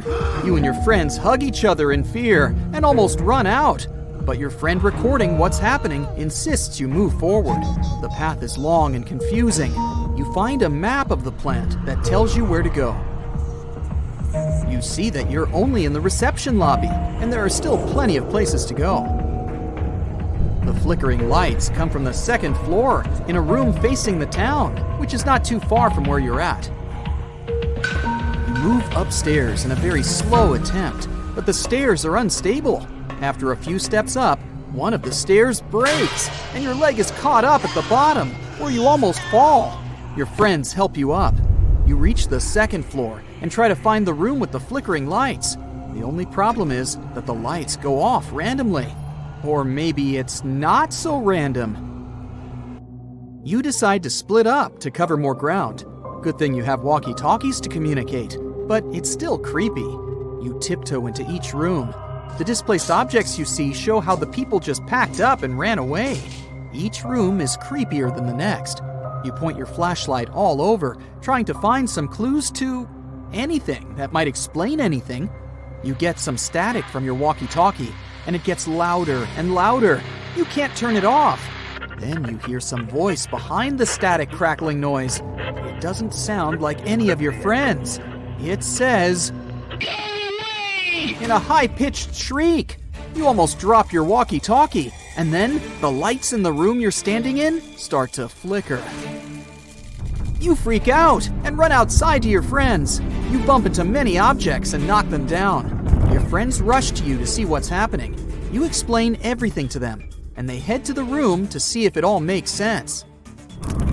But they don't spot anything weird. The lights are not flickering, and the walkie-talkies are silent. Are you just imagining it? Your friend is still filming everything live. There are even more people hopping on the live stream. You don't want to waste any more time, so you and your friends go deeper into the plant. This time it's completely pitch black, since there aren't any windows around. It's creepy. You see some lab coats scattered across the floor, resembling people. There are rooms on each side of the wall with machines and gizmos. Most of the rooms are locked and need a passcode to enter. The only problem is that the power's out. The batteries of your flashlight begin to give out, so you switch to lights on your phones. Your friend is still filming live, but as you go deeper, the signal cuts out. Even walkie-talkies don't work. It's very damp, and the room is echoing with creepy sounds. Each step resonates around the extended hallway, making it sound like someone is stalking you. That's when you hear footsteps coming from one of the rooms. The legend says that there's a creature living here with extended arms, sharp teeth, and glowing red eyes. It wanders around the corridors, scratching the walls with its sharp claws. Some say it's lost and has been trying to find a way out, while others say it's a dog that found its way inside. Your friend records everything on her phone without going live to upload the footage later. Suddenly, you hear something you don't ever want to hear, scratching on the wall. You and your friends look at each other with your eyes popping out and run. You're again knocking over things and making a lot of noise. You reach a dead end. We're at the spot. You see the large figure with broad shoulders and what appears to be a lab coat. It starts racing towards you. You try all the doors in the hallway, and finally, one of them opens. You go inside and slam the door shut. The creature starts slamming on the door, trying to get in. You're recording this on your phone. You crawl to a glass window to see what it is, but you only get a glimpse of the creature fleeing. You lost your friends and your way. You want to get out of here. A map of the plant inside the room shows you the way out. You check to see if it's clear, and you head out. You take a picture of the map to see where to go, but you're going around in circles. You hear your friends outside and rush to them. They were trying to call you, but lost you when they scattered. You leave the plant, get on your bikes, and head back home. As you reach the main road outside the forest, you turn around to see if anything weird is happening at the plant. You see the lights flicker in the same room you were in. You shudder and go home. Don't worry, none of it was real. The lights flickering were just the battery-powered lamps randomly going off, and the creature that was supposedly chasing you was your friends pulling a prank on you. There's no creature there, and the other sounds you heard are some stray animals scared of all the commotion. The video got a lot of views and went viral on social media. However, someone pointed out a figure in the glass reflection during the live stream. What could it be? Picture a ghost town. Abandoned buildings covered in graffiti, rusting remains of cars, cracks in the roads. And now add to that a thick blanket of black smoke coming from under the ground. And the ground itself is hot to the touch. You're entering Centralia, Pennsylvania. Centralia used to be a lively place during the 1800s and up to the 1960s. Its rich coal mines attracted a lot of people to work and live there. But in 1962, one of those mines accidentally caught fire, which started to spread underground. Coal is a slowly burning fuel, so the citizens continued to live peacefully for almost another 2 decades until the fire began to undermine the town. One of the worst accidents was when a giant sinkhole appeared out of nowhere in the backyard of a house in Centralia. Luckily, no one was hurt, but after that, people started leaving the place. In the following 30 years, almost everyone moved out, though not all. As of 2020, 5 people still live there.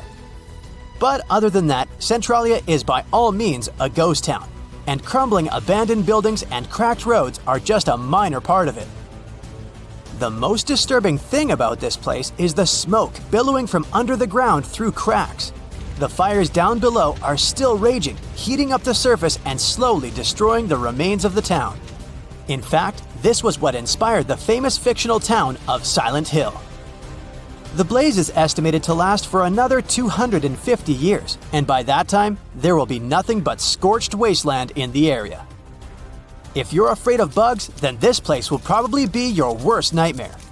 The Gomantong Caves in Malaysia could be one of the most picturesque places in the world, if not for their dwellers. First off, there are bats. Over 2 million of these animals live in the vast expanses of the caves. They're easily scared, but I guess you don't want that. Millions of winged horrors flying at you in a panic aren't to be taken lightly. Secondly, there are cockroaches. And while the number of bats is more or less determined, the roaches swarming the floors and walls of the caves are unaccountable. There are so many of them that you won't be able to make a single step without a dozen of these creepers crawling up your legs. And finally, if you manage not to scream from the cockroaches and wake up hordes of bats, you might be rewarded with other wonderful dwellers of the caves. Those include snakes, scorpions, and giant venomous centipedes. Charming. Still, the caves are open to the public, and there are lots of people who visit this place. Right in the middle of nowhere in the empty wastelands of the Karakum Desert in Central Asia, there's a great hole in the ground that burns forever. It's called the Darvaza Gas Crater, and it's an actual pit, broad and deep, that has been ablaze for over half a century now. The locals call it the gate to the underworld, and the view is indeed frightening. There is no way to extinguish the flames, and scientists believe the crater will keep burning for centuries on end. The pit apparently appeared in 1971 when a group of engineers scouted the area and thought they stumbled upon an oil deposit. It turned out to be a natural gas pocket though, and when the drilling rig started working on the site, the ground collapsed. The engineers were afraid that the poisonous gas might put nearby towns in danger, so they thought it best to set it on fire and let it burn out in a few weeks. But as we can see, the blaze is still going strong. The crater has since become a popular tourist attraction, but despite that, it still poses some danger, so efforts are being made to finally extinguish the gates of the underworld. Imagine seeing an insanely venomous snake right next to your foot. Terrifying enough, huh? And now, multiply that experience by a couple thousand times, when no matter where you try to run, there are similar snakes all around. That's Snake Island for you, and the name couldn't describe it better. The island is located not far from the coast of Brazil and is home to thousands of golden lancehead vipers. About 11,000 years ago, the sea levels rose and separated the island from the mainland, and lots of lancehead vipers became trapped on it. Their mainland siblings are venomous as well, but not as much. The golden variety had to evolve to survive, and oh, they did. Since there's not so many land animals for the vipers to hunt, they adapted to hunting birds instead. And for their venom to be effective, it had to be instant. So, golden lanceheads developed a venom that is 5 times more potent than the regular variety.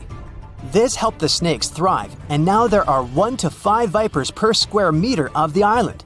It is considered so dangerous that Brazil banned all visitors, like someone would really want to go there. Lost in the woods at night, you suddenly stumble upon a human figure.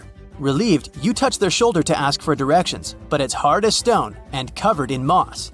And then you look into the face of the person and your mouth opens in horror. It's anything but human. My advice would be not to wander around southeast Finland at night if you don't want a shocking experience, because it's here that a renowned Finnish sculptor made his eerie sculpture garden in his own backyard. The garden's main exhibition consists of 200 human figures in various yoga poses. But as you walk around, you may come across more sinister-looking works, such as cloaked figures with its arms stretched forward and deep black gaps for eyes. Adding to the creepiness are real human teeth in the mouths of some statues. The garden itself appeared because the sculptor was a recluse and didn't want to leave his home. And when asked to lend some of his sculptures to museums, he would say he needed to ask them if they wanted to. It seems they never did, though.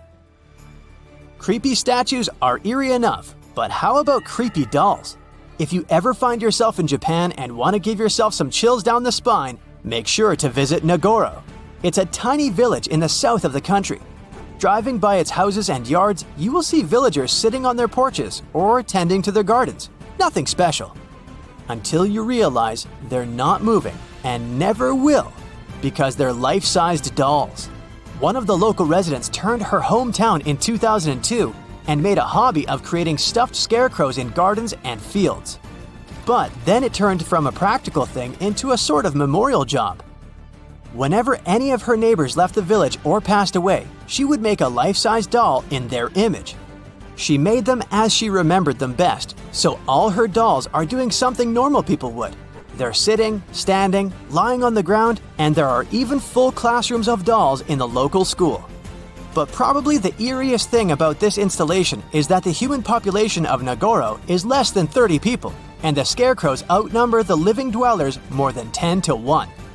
There are over 350 dolls in the village now. As their maker remembers, there were around 300 people living in Nagoro when she was a child, and now, for 20 years, she has been commemorating all of them.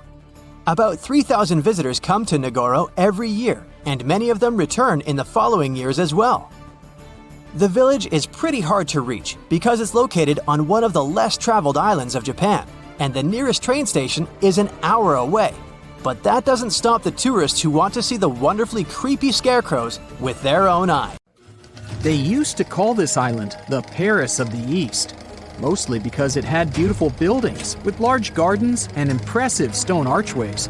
But now, it's nothing like it used to be, with all the architecture almost entirely covered in tree roots and vines.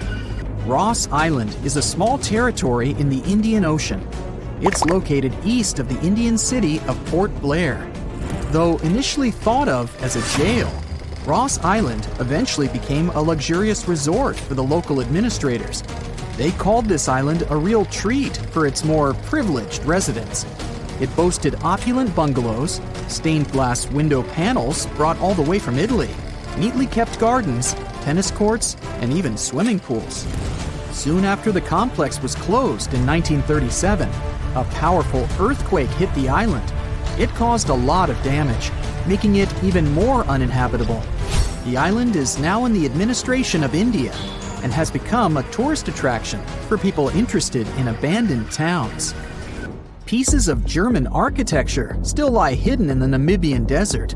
The city of Kolmanskop, Namibia, was a luxury location at its peak in the early 1900s when German workers settled here looking for diamonds. This abandoned town used to have everything from a ballroom to a hospital and even a bowling alley. It all started to decline somewhere in the late 1910s when another diamond-packed location was found nearby. So, most of the people living here moved, leaving everything behind in search of more money. Kolmanskop has since been slowly occupied by sand dunes, while the hot temperature and low moisture help to preserve the buildings. This ghost town is also available for visitors. If it sounds interesting, you can book a tour in the nearby town of Lüderitz. Another abandoned castle dominates the view in Krakow, a city in Italy. The whole village sits atop a cliff that's 1,312 feet high. The founders liked this location since they knew it would be easy to defend themselves from unwanted guests. But the castle, built in the 1300s, soon became overwhelmed by landslides and earthquakes. Even though it has no residents anymore, the medieval city often comes alive during the various local festivals that take place here in the summer months. The locals also offer tours and tell amazing stories about the location. One of the highlights of the tour is a statue that seemingly came out of nowhere and now lies in a body of water. Hidden away in the Montana mountains, Garnet Ghost Town tells the well-known American story of the West's gold rush. The town's history goes back to the 1890s, when they found a lot of gold in the Nancy Hanks mine. During its glory days, Garnet had almost 1,000 residents. Even though it's in a relatively secluded location, it had saloons, hotels, stores, a school, and other features of a regular little town. In 1905, when most of the gold had already been taken away, most mines were left behind, so only a couple of hundred residents stayed in Garnet. The final straw came in 1912, when a fire damaged most of the town's buildings. So, by the 1940s, Garnet was completely abandoned. It soon became a hotspot for treasure hunters looking for furnishings and artifacts. That was until a preservation campaign started in the 1970s. It ended with the town being declared a historic district in 2010. To this day, Garnet is one of the best preserved ghost towns in the area. Hashima Island is another abandoned location that tells us that when people leave, nature takes over. This mysterious place was even featured in a James Bond movie because of its ghostly landscape. It used to be a well-known spot in Japan for undersea coal mines, as it was opened in 1881. In 1959, at its peak, there were over 5,000 people living here, including mine workers and their families. As soon as the mines started going dry, sometime in 1970, people started to slowly depart the island, leaving it completely abandoned in 3 months. Even though nobody lives there these days, there are a lot of tourists here that drop off to wander around the abandoned homes, swimming pools, stores, and factories. Another town that started with a mining company back in 1881 is Calico, California. People discovered the location was packed with silver, so it soon became home to over 500 silver mines and 3,000 residents. It used to feature hotels, general stores, restaurants, and a school. There was even a local newspaper printed here called the Calico Print. But by 1986, the town had become empty. One of the former locals decided to buy it and began its restoration, making it a registered historical landmark. It even has a museum of the Old West available for tourists. One of the most interesting attractions that were rebuilt is the 1-mile-long Calico and Odessa Railroad. It currently goes through the steep canyons and hills, and even passes the old mines and buildings north of Calico.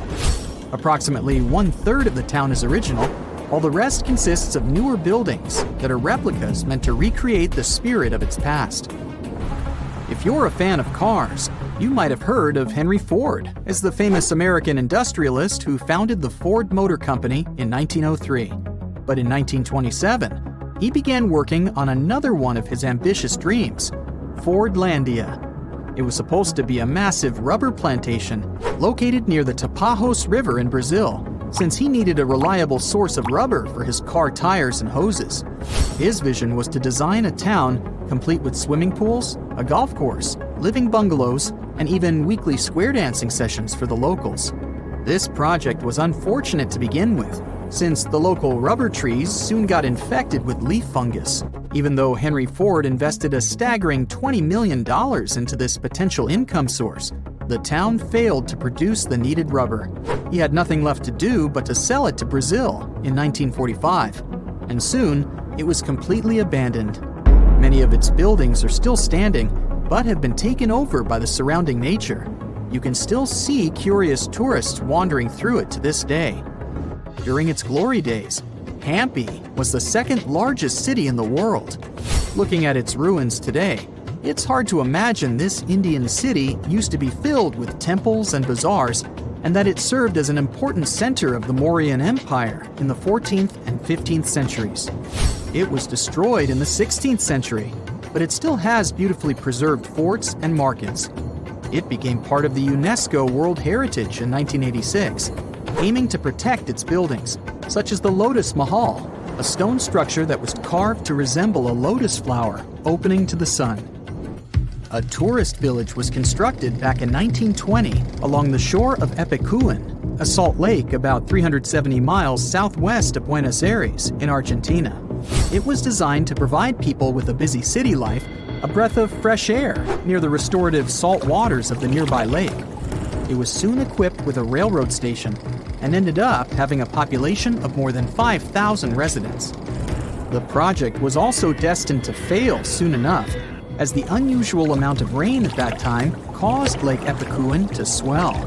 In 1985, the water took over the local dam, and the town was flooded. The waters were so deep that they even reached a depth of 33 feet in 1993. They only began to recede in 2009 and left behind the remaining buildings, literally encrusted in salt. No one came back to the town except for Pablo Novak, who returned here back in 2012 and was the only resident of Villa Epicuén at the time. Are you afraid of the dark? There are some places where you don't want to be in. Deep inside the mines is already scary, but it's the stories behind it that make my skin crawl. The Ringwood Mine in New Jersey might sound like a typical mine for some people, but for others, it's a place that no one wants to go. It was once a thriving mine with one of the largest iron productions in the world.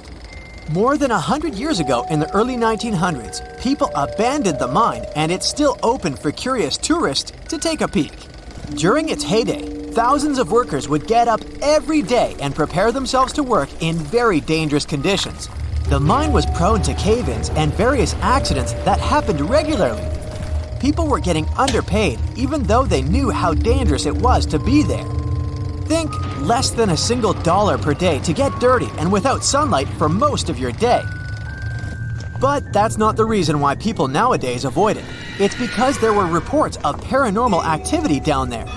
Some of the locals claim they heard footsteps and voices originating from inside the mines years before it was abandoned. Some people saw figures walking around their homes while holding lanterns in their hands, something which was very common back in those days. Although people have claimed to hear these strange noises, there's no evidence to suggest that it was anything paranormal. Back in those days, between the 1800s and the early 1900s, there weren't any proper treatments or precautions for safety and health. People needed to work, and this was a quick way of earning money. No one ever thought about being down a mining shaft was scary or not. Imagine you're one of those workers who are about to finish your shift when the lantern above you starts to die out. You get some matches and try to ignite them, but no luck. After a while, you realize that it's just you down there and everyone else has left. You pack up your gear and make your way out following the string of lights that were placed strategically so that no one gets lost down there. As you make your way through the narrow path, you start hearing voices coming from behind the walls. At first, you don't think much of it considering the reverberation of sounds within the mines. But then, you listen closely and realize that these sounds seem like they're literally coming from within the walls that are too thick to be heard from outside. You glue your ear to the walls and hear someone call your name. You jolt and run towards the mouth of the cave. However, the lights are flickering and the voices are getting louder and louder. The voices are jumbling together, creating an incoherent mix of weird gibberish and what appears to sound like someone chanting your name. Your heart is racing and you're sweating profusely. You don't really know where you're going since everything looks the same. Suddenly, you hear the sound of rumbling coming from the belly of the mine, and then silence. Everything is black. That's what it would feel like if you were a miner during those days. Back to the creepy stories. In West Riding, England, the name Oak's Pit strikes fear into the local community. The people of Barnsley remember that the mining site was one of the mining disasters in British history on December 12, 1866. The gases inside the mines ignited a fire, causing a major explosion. The fire spread and raged on for many days, destroying the mining equipment and wooden supports that were built. Finally, around 100 tons of coal collapsed into a crater at the mouth of the shaft, sealing it for good. However, very recently, people began to notice something strange. Quite recently, a team specialized in otherworldly phenomena decided to investigate the site to try and figure out what happened there. They got around to see if there was anything left that they could communicate with. In the end, the team concluded that this place was indeed freaky. There wasn't enough evidence to prove that the place was haunted. During the early 1900s, there was a silver rush in Alaska in the western part of the Wrangell Mountains. The Tonopah Mining District, which is now a museum, was part of a park that hosted plenty of buildings, such as a blacksmith shop and a hospital, among others. While there isn't any particular story like the previous ones, this mine is known to be haunted. There are plenty of theories behind it. Some say it's ancient spirits occupying the mines, while others say it's from the prospectors who used to work there. Either way, you can easily get a guided tour in and around the area, even at night if you're brave enough to go. Mining has always been a part of human history. The first metals to have ever been mined were gold and copper. Some scientists have found evidence of copper pipes to be more than 5,000 years old. Copper was necessary for the next stage of human advancement, as it helped us with technology for defending ourselves and trading. Ever heard of the term luck of the Irish? That's actually a mining term during the gold and silver rushes in Western America, when most of the luck was going to the Irish miners who were finding everything. In 1863, the Vulture Mine in Arizona was thriving with gold, as if the name of the mine wasn't creepy enough. Up until 1946, it was producing millions of ores of gold, but in between, the mine closed for certain times.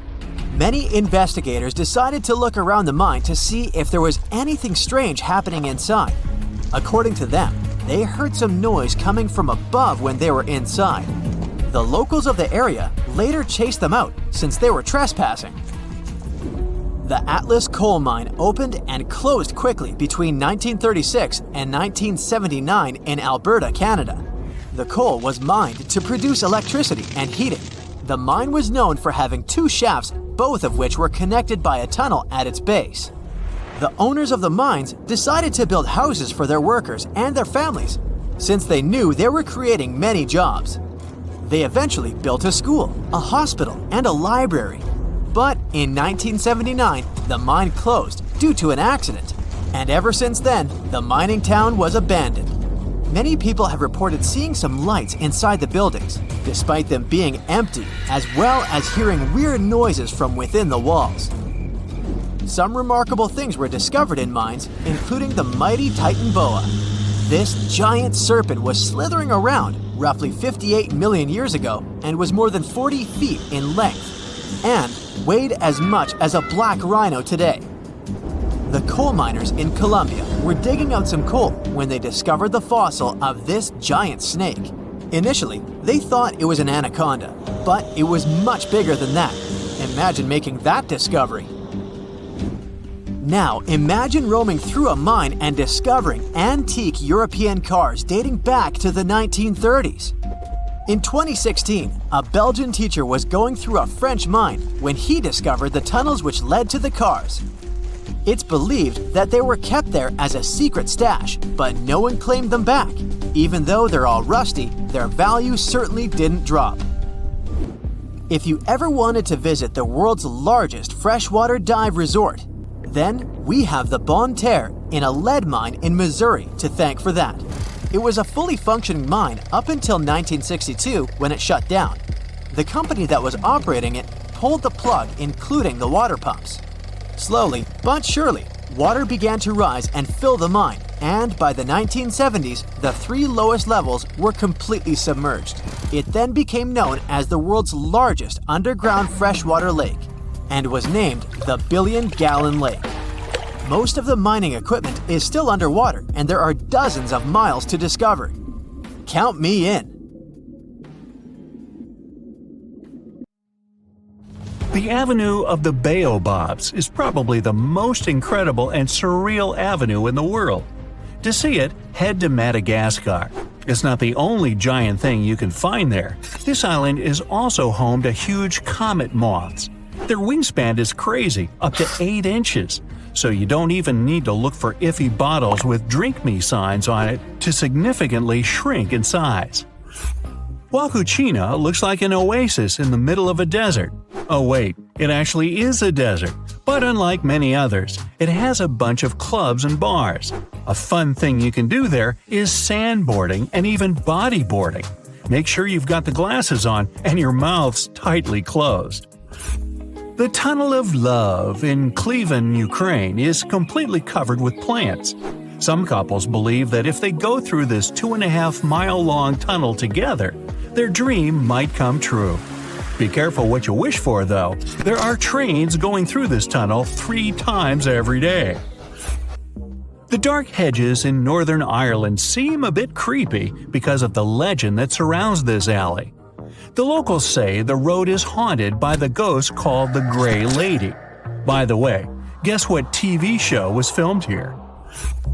In northern Portugal, there's a wonderful house that looks like a prehistoric building, almost like a cave, but it's an actual cottage. It's called Casa do Penedo, which literally means boulder house, and it's a tiny museum now. From far away, it looks like a huge stone and a perfect dwelling for some mysterious creature. Another such abode is in Italy, somewhere in the middle of Rishenzi. It's an artificial lake created as a result of flooding. This place is famous for its 14th century church standing right in the water. So the only time you can get there on foot is in winter, when and if the lake freezes over. One lake you can definitely take a stroll on is Baikal. No wonder, located in the heart of Siberia, it freezes over every winter. It's so large that it has 27 islands on it. It's also the deepest lake in the world, reaching almost 5,400 feet. Off to hot waters. Grand Prismatic Spring in Wyoming is the largest spring in the U.S. and the 3rd largest water source of this kind in the world. Don't you dare swim there. Not only is it boiling hot, you'll also have to face a fine for that. Enjoy it safely on the shore. Mont Saint-Michel in Normandy, France is a top fairy tale destination if you ever wanted to feel like a prince or princess. The magnificent castle is surrounded by water, but not all the time. It all depends on the moon. The highest tide can be seen 36 to 48 hours after a full moon. When I was there, I saw only a deserted area with a few puddles. A night sky with thousands of stars has those romantic vibes, but the literal sea of stars probably has even more. Welcome to the Maldives' Vathu Island. The beaches here glow blue at night, thanks to the bioluminescent plankton in the water. You didn't think these were real stars, did you? If the stars don't interest you that much, you'd likely like the sky full of balloons. Cappadocia, a region in Turkey, is originally famous for incredible rock formations, but it also attracts visitors thanks to its wonderful hot air balloon experience. For those who always wanted to walk on clouds whenever they peeped out of the window on a plane, good news, guys! You can do just that in Bolivia. It's not a literal cloud, but an extremely large salt tile. It's called Salar de Uyuni, and it mirrors the sky during the wet season, creating that illusion of infinity and walking on the sky. In Colombia, make sure to visit the Las Lajas Sanctuary. To get to the church itself, you'll need to cross a bridge that seems to be hung right in the air, and there's some fast-flowing water underneath you. Well, we're back in France. It's Colmar-Alsace region, and just look at these houses. Colorful facades made of timber, canals all adorned with flowers, and cobblestone streets. Germany is full of cities with these cozy gingerbread houses, and Rothenburg ob der Tauber is not an exception. It's an almost fully preserved medieval town with dozens of multicolored facades and authentic taverns. It looks especially magical in winter, with snow-dusted roofs and awesome holiday markets.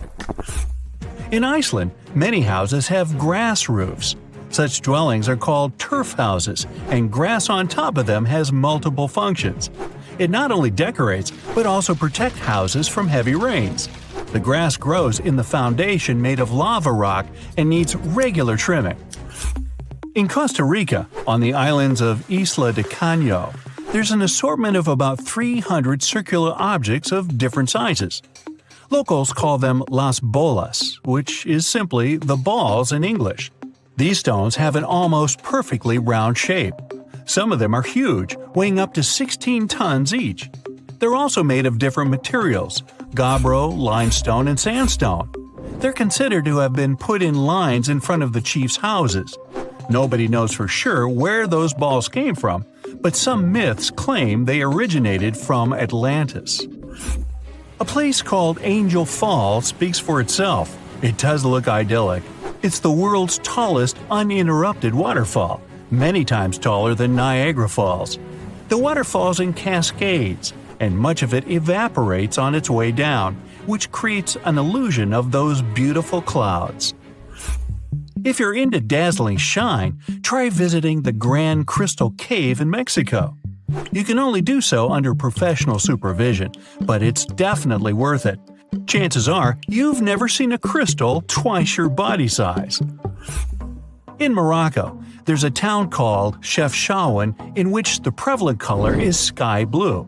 Not azure, not cornflower blue, and not turquoise.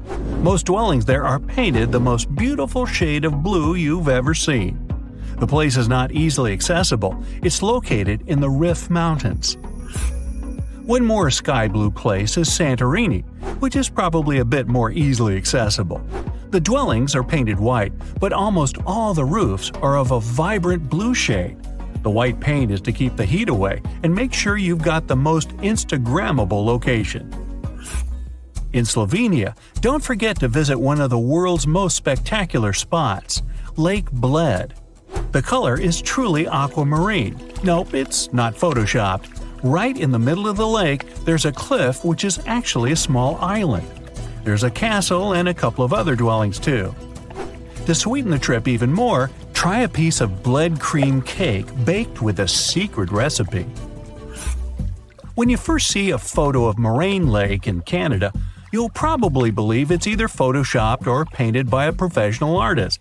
But this place is real, combining a myriad of blue shades that feel so idyllic you don't want to ever leave here. Bagan, the mysterious land located in Myanmar, has all the ingredients to be a truly out-of-the-fairy-tale spot. You can enjoy all the exotic vegetation, misty mountain landscape, and numerous temples riding a bike, or you can see it from a hot air balloon. The Philippines have a bunch of things to see, but there's definitely something special about local beaches. If you ever go there, the hidden beach in the El Nido itinerary is the perfect place to enjoy some solitude. The beach is securely protected from boats and unwanted weather conditions by limestone coves. In the Italian region of Liguria, there's dozens of precious beaches you'll never forget. Bay of Poets in Porto Venere is one of them. The beach is located right on the cliff, and there's also underwater caves you can swim into. It's called Bay of Poets because the legend says Byron got inspired there, swimming across the bay in search of his muse, which he eventually found. The area Cinque Terre is in Liguria too, and is really close, so if you always wanted to see those Italian cliffs and sea wallpaper in real life, head there. The legend has it that seamen would paint their houses bright colors to find the way home easier. The Isle of Skye, Scotland, could be a perfect decoration for some historical TV show about proud knights and their maidens. There are also probably some fairies in the fairy pools in Fairy Glen. The must-see here is the Old Man of Storr, a hill that combines rocky and steep sides. There are no legends or anything, but it's one of the most inspiring and photographed areas on our planet. At first sight, if you take a look at it from the land, it'll seem just a stone bridge. But its main secret is to look at it from the water. The bridge reflection forms a perfect circle that looks like some sort of a portal to a hidden underwater world. It's located in Saxony and is just a short drive from Berlin or Dresden. Imagine you receive a doll as a gift, and since that day, weird things started happening, like hearing children crying and seeing objects fall for no reason. This was a typical day for one family from Florida. Dolls are creepy in general because they lack emotions. At least, that's what scientists say. If you've ever had one, you might know that feeling as if the doll is watching you. Luckily, usually nothing more happens. But this was not the case with Robert the doll. This story started in the third most haunted city in the US, Key West, Florida. There are so many haunted houses in that place that seeing ghosts is normal for the residents. I don't know if this is true, but I would not want to live there to find out. And still, all those ghosts are no match for Robert the doll. A boy named Robert Eugene Otto received a doll as a gift from his grandfather. The doll was made in Germany in 1904 by a company producing expensive and weird toys. All their dolls gave off a creepy vibe when you looked at them. The boy loved the doll, and they became inseparable. Their connection was so strong that Robert gave up his first name and gave it to the doll. Since then, the boy has been called Otto by his last name. Otto did everything with the doll. It was truly his best friend. They were playing all day together. The doll was as big as a child, so Otto gave his favorite sailor outfit to Robert. Nothing good lasts forever, and their friendship with Robert ended. Otto blamed Robert for a very bad thing that happened in the house, like glass falling, doors randomly opening, and other unusual things. But of course, the parents were not buying the story. One night, the parents heard loud screams coming from Otto's room and immediately rushed in. They saw Otto holding Robert by the neck to stop him from moving and trashing the room. On another occasion, Otto woke up and saw Robert sitting on the bed. Furniture moved, books fell, toys were ruined. The scene was like a horror movie. The parents woke up and thought they were getting robbed because of the screams and the loud noises coming from Otto's room. When they entered, they were shocked to find Otto hiding in a corner with a terrifying expression on his face and Robert the doll sitting peacefully on the bed like nothing had happened. From then on, things worsened a lot, and there was more and more paranormal activity. Otto was hypnotized by the doll and started treating it like a regular person, spending hours speaking to it. They were talking all the time.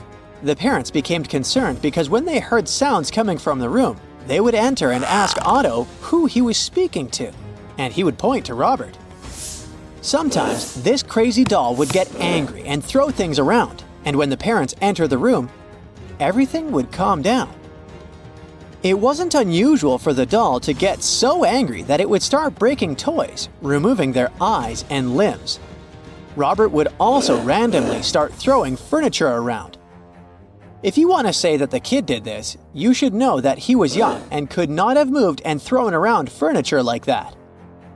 It would be almost impossible for a small child to do that alone. The paranormal activity spread like wildfire throughout the neighborhood. The neighbors started experiencing unusual things, but it seemed like only kids were affected by ghosts. Otto's house became the main attraction in the community, and when the boy was at school, the doll would appear in the window when kids were crossing the street in front of the house.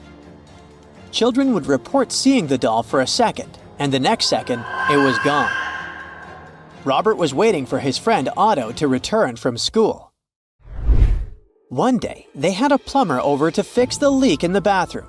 There was nobody at home, and the plumber was doing his job when he suddenly heard a child laughing. The sound was coming from Otto's room. The man thought he was alone, so he went to investigate.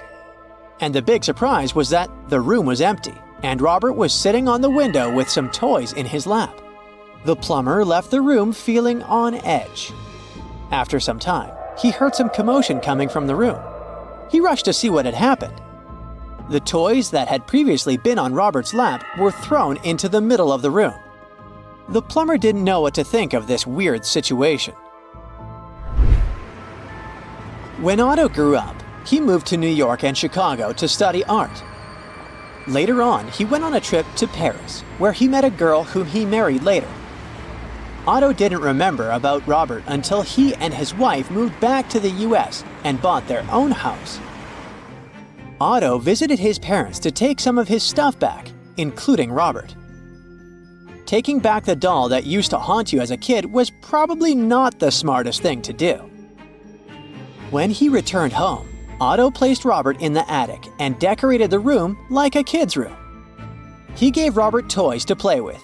He would also visit and talk to him almost daily. Understandably, his wife wasn't happy about Otto's behavior. He seemed to spend too much time with the doll, and she was really creeped out by it. His wife told him that he must do something about it, and Otto had no choice but to lock the attic door.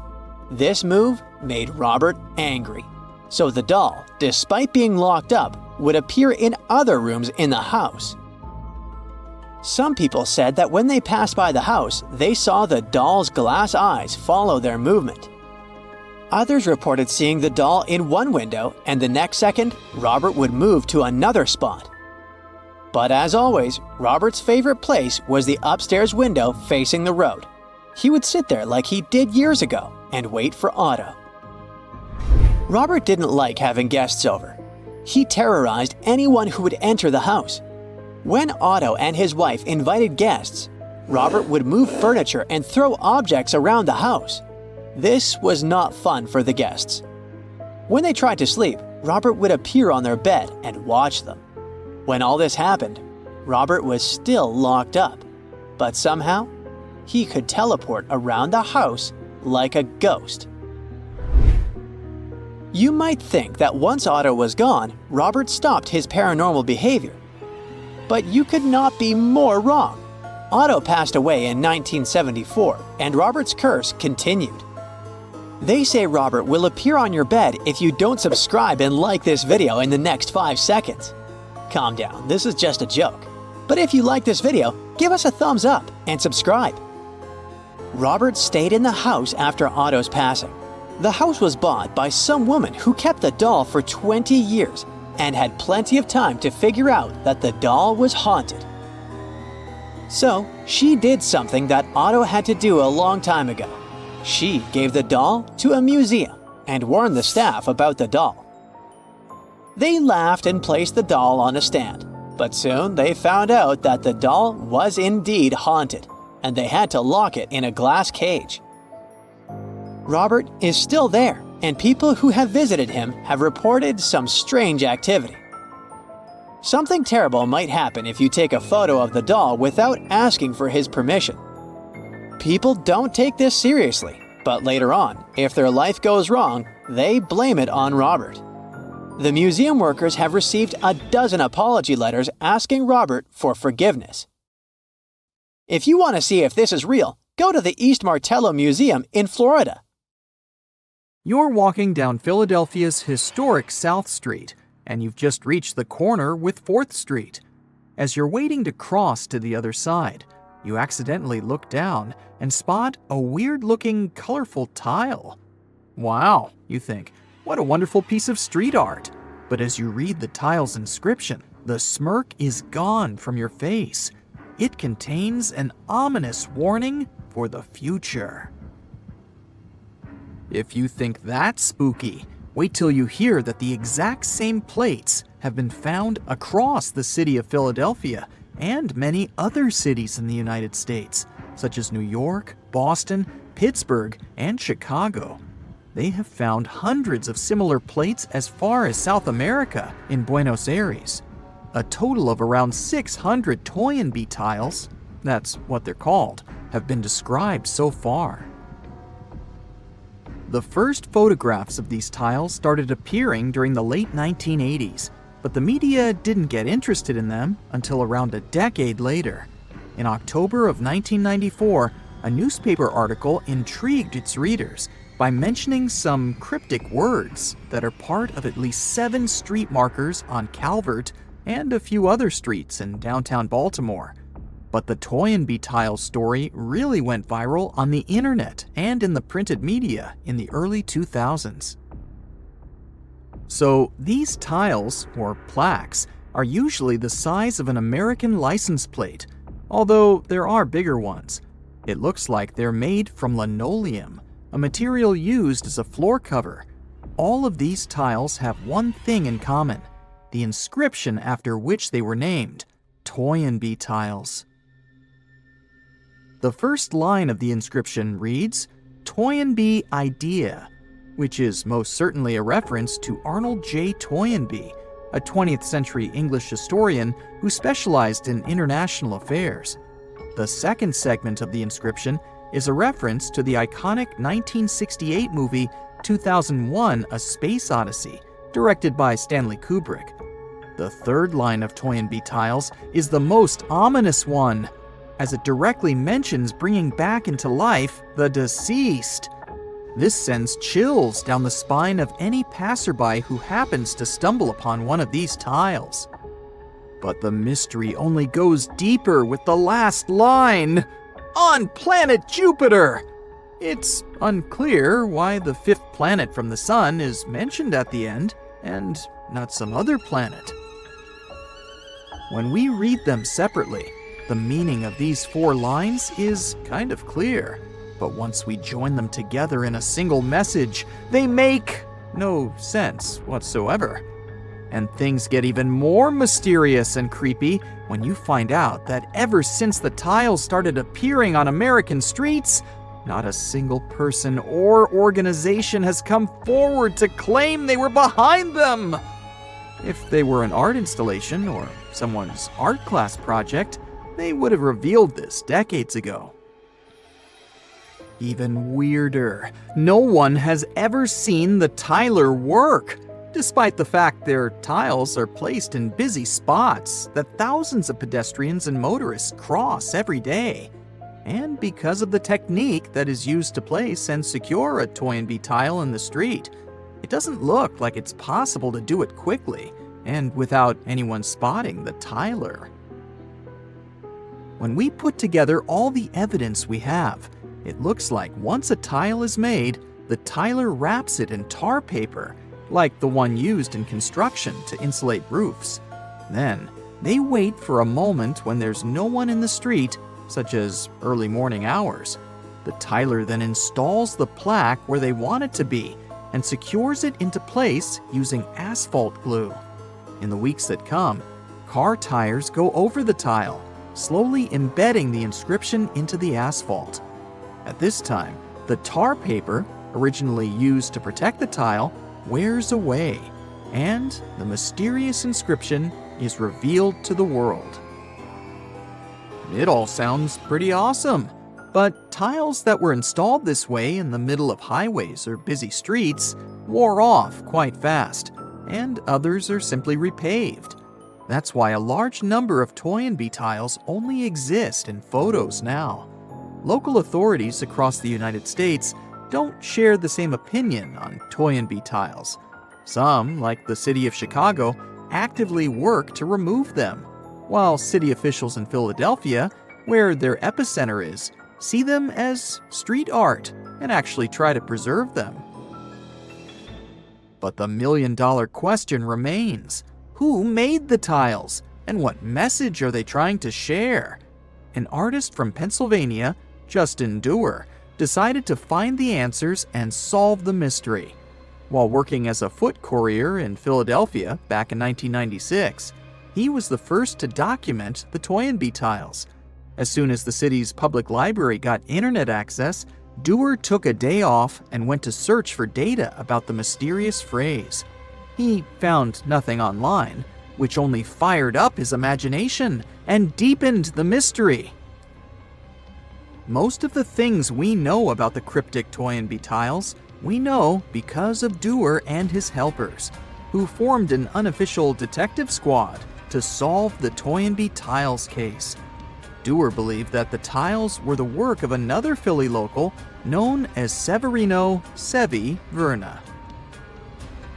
The full story about this suspect goes back to 1983, when a social worker contacted newspapers and talk shows under a made-up name, James Morosco, to share his wacky idea of colonizing Jupiter with people who were no longer alive on Earth. He claimed to have gotten the idea while reading Toynbee's works. According to Dewar and his team, Morosco and Verna were the same person. To make things even weirder, Dewar took the time to walk the neighborhood where Verna used to live and found small proto-tiles, which he believed were tests for the real deal. Local radio amateurs came forward, claiming that Verna had broadcasted his theories via shortwave radio. What sealed the case for Dewar were Verna's neighbors, who witnessed the man driving a car with a long antenna sticking from the roof, broadcasting his theories.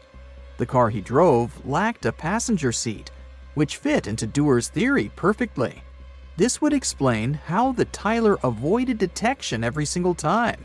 He was throwing the tiles out of the car, which had a hole in the floor. But still, this explanation doesn't solve the mystery, as it could have all been a coincidence, and the question remains: if Verna, or Morosco, was indeed the secretive tiler, why hasn't he come forward by now? He had been trying to grab the media's attention for years regarding his theory of colonizing Jupiter, so why not admit that he was behind the tiles that were so close to his beliefs? We find more clues in the tiles that often accompanied the original texts and were equally cryptic. In them, there is mention of journalists and a group called the Hellion, but it's unclear how they're connected to the author.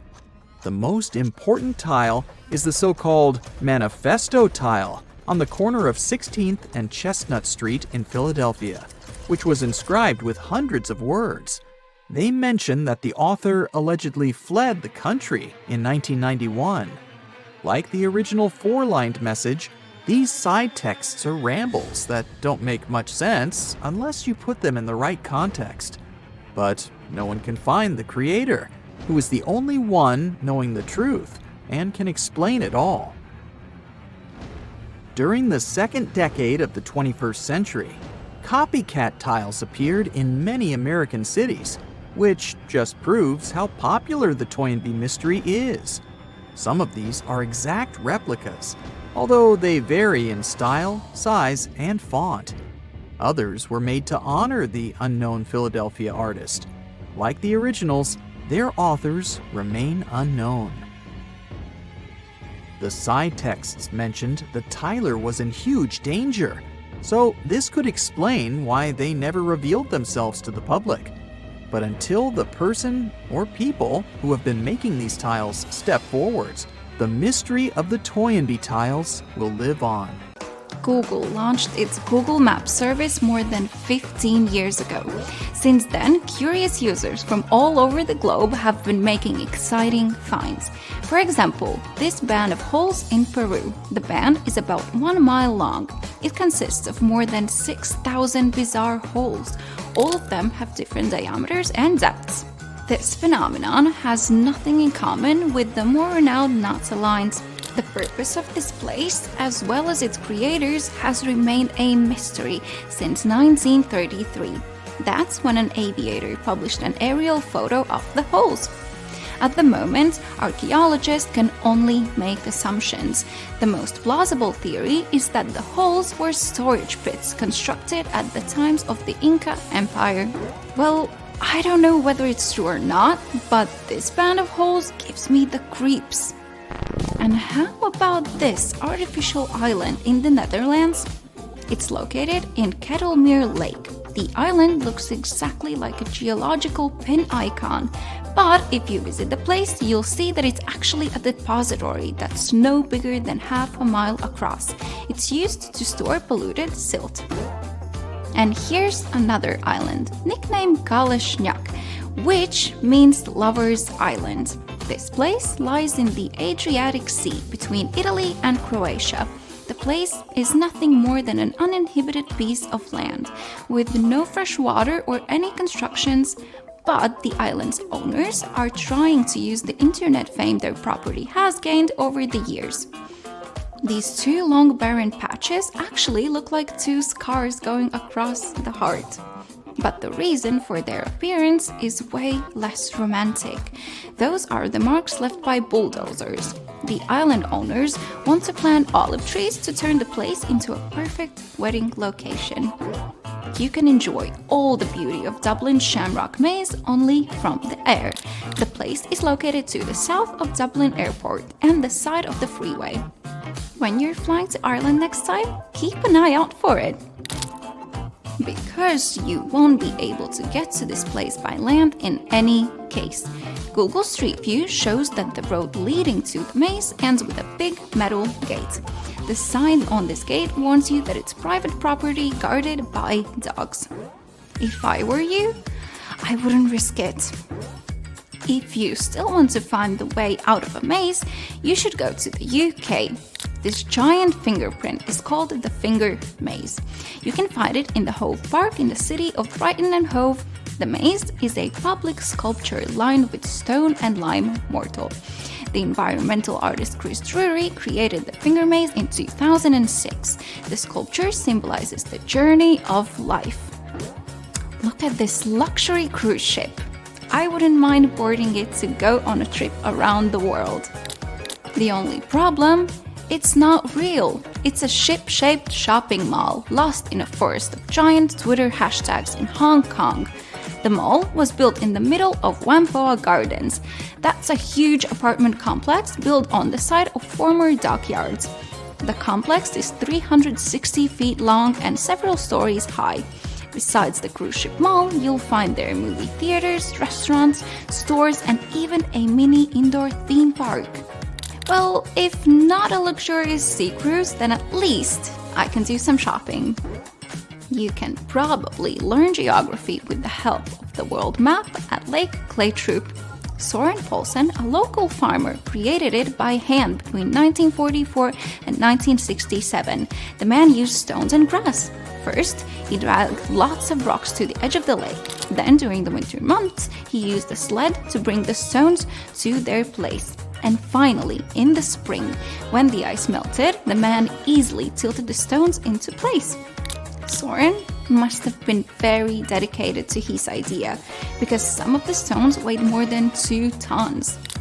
The world map includes tiny lakes and rivers. It even has a mini boats for people to sail the Pacific Ocean in the summer. There's also an 18-hole mini golf course, a playground, and a picnic area. Now we're moving to China, to a much more mysterious place. Colossal symbols there look as if they were printed on the surface of the Gobi Desert. There have been loads of theories about their origin, but the symbols turn out to be a human creation. Jonathan Hill is a research technician and mission planner at the Mars Space Flight Facility at Arizona State University. He thinks these grids are most likely satellite calibration targets. When you look at a Bulford kiwi in the Google Maps version, the bird looks a bit too stretched and kinda skinny, but the national icon of the New Zealand is still perfectly recognizable. In 2007, the kiwi was cleaned and now it looks as white as new. The Bulford kiwi was carved in 1919 in the chalk of the Beacon Hill in England. This tradition of carving figures into the chalks of Wiltshire goes back to the Neolithic age that started in 10,000 BCE. These potash evaporation ponds in the USA are out of this world. The electric blue ponds create a shocking contrast with the reddish-brown soil in the Utah desert. They're a place for extracting potassium chloride. It's also known as potash. In Google Maps photos, you can see the most famous and most photographed potash mine. It's located in Moab, Utah. One of the coolest things you can see on Google Maps is the Atacama Giant in Chile. This geoglyph is more than 1,000 years old and almost 300 feet long. Geoglyphs are large designs in the ground. They're usually made of rocks, stones, and gravel or carved in the soil. When this bizarre face was found in Antarctica, it provoked tons of heated discussions and insane theories. But scientists claim there's a more logical explanation.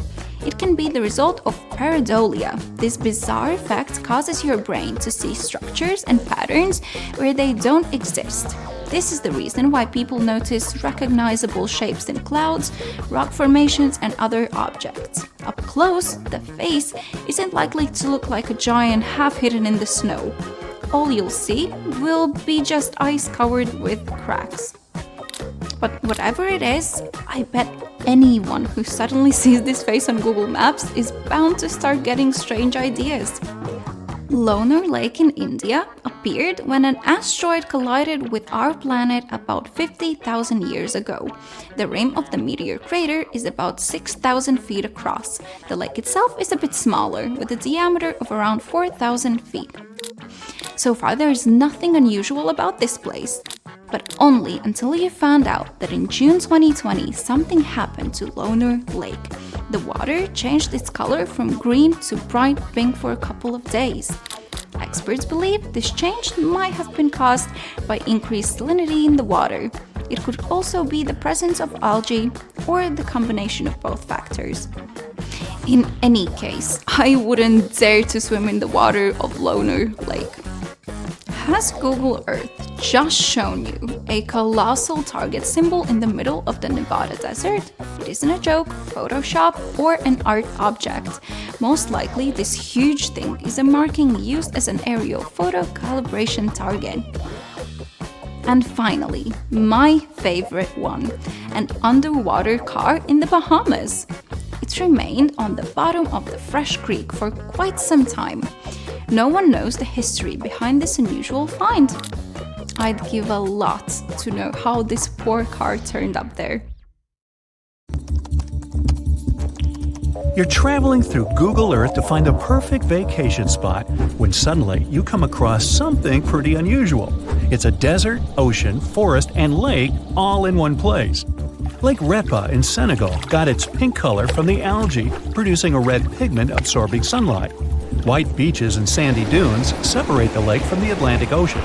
The best time to see it is from November to June, during the dry season when it's the brightest. Around 3,000 people work at the lake every day, collecting salt that it's full of. Because of that, the fish living here are 4 times smaller than those in a normal environment. The lake is also famous because the Dakar Rally used to have its finish line here. You reach for a soda and accidentally scroll down from your new favorite destination. 2 minutes of scrolling later, you realize you've found an introvert's dream. The island of Tristan da Cunha is an active volcano that hosts the most remote permanent settlement in the world. It's home to around 250 people, and their nearest neighbors are 1,800 miles away. Talk about distant relatives. The only way to get there is by boat, and it's a 6-day-long trip from Cape Town. You need special permission to set foot on the island, and ticket sales are super limited. Well, let's scroll back to civilization. The Atacama Desert in Chile looks like a pretty empty place, except for, is that a giant hand? This art piece, by a local artist, is about as tall as a telephone pole. They have to scrub off words and phrases left on the hand by vandals who travel here despite the remoteness of the structure. We still have plenty of places to go, so let's move on to, wow, looks like there's a bird inside a volcano in the Mexican state of Baja California. A team of over 100 people worked on this piece of art. They wanted to create an identity for a local tribe that believes vultures are wise teachers for humans. Yeah, vultures. The place is free to visit, but you'd have to hike to the peak of the hill to see the bird. Time to get under the water. You wouldn't expect to see much except for corals and fish, but here it is. The Cancun Underwater Museum of Art has a total of 500 sculptures standing in 3 separate galleries. Most of them are designed by a British sculptor. The idea of the museum is to save the nearby coral reefs by giving divers a cool alternative destination.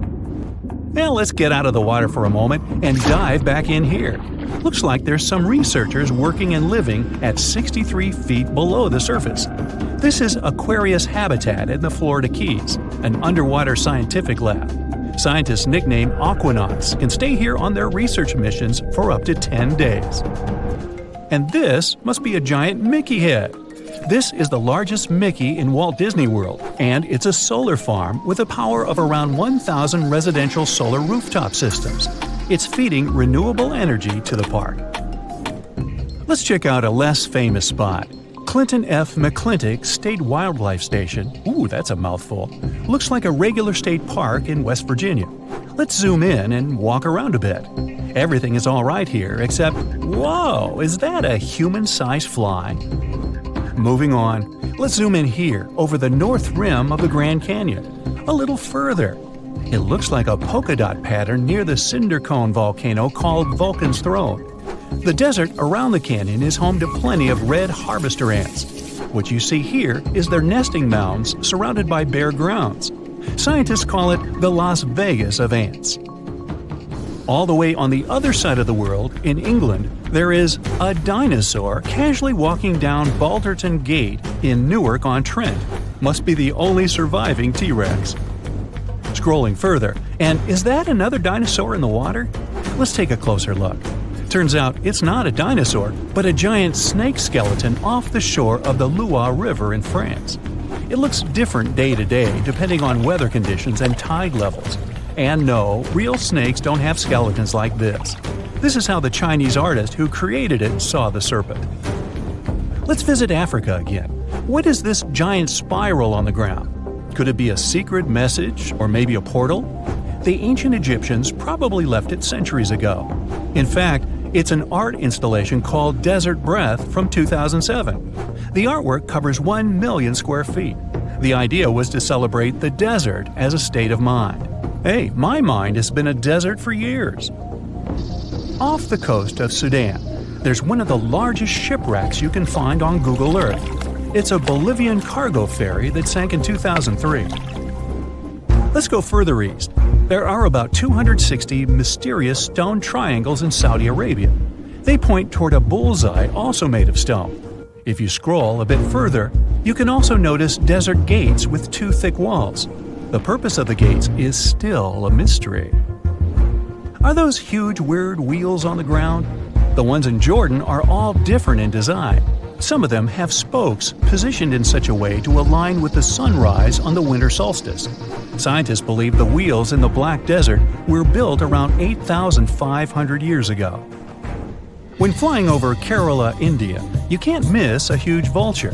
It's the largest bird sculpture in the world, as tall as a bowling lane and as long as the height of the Leaning Tower of Pisa.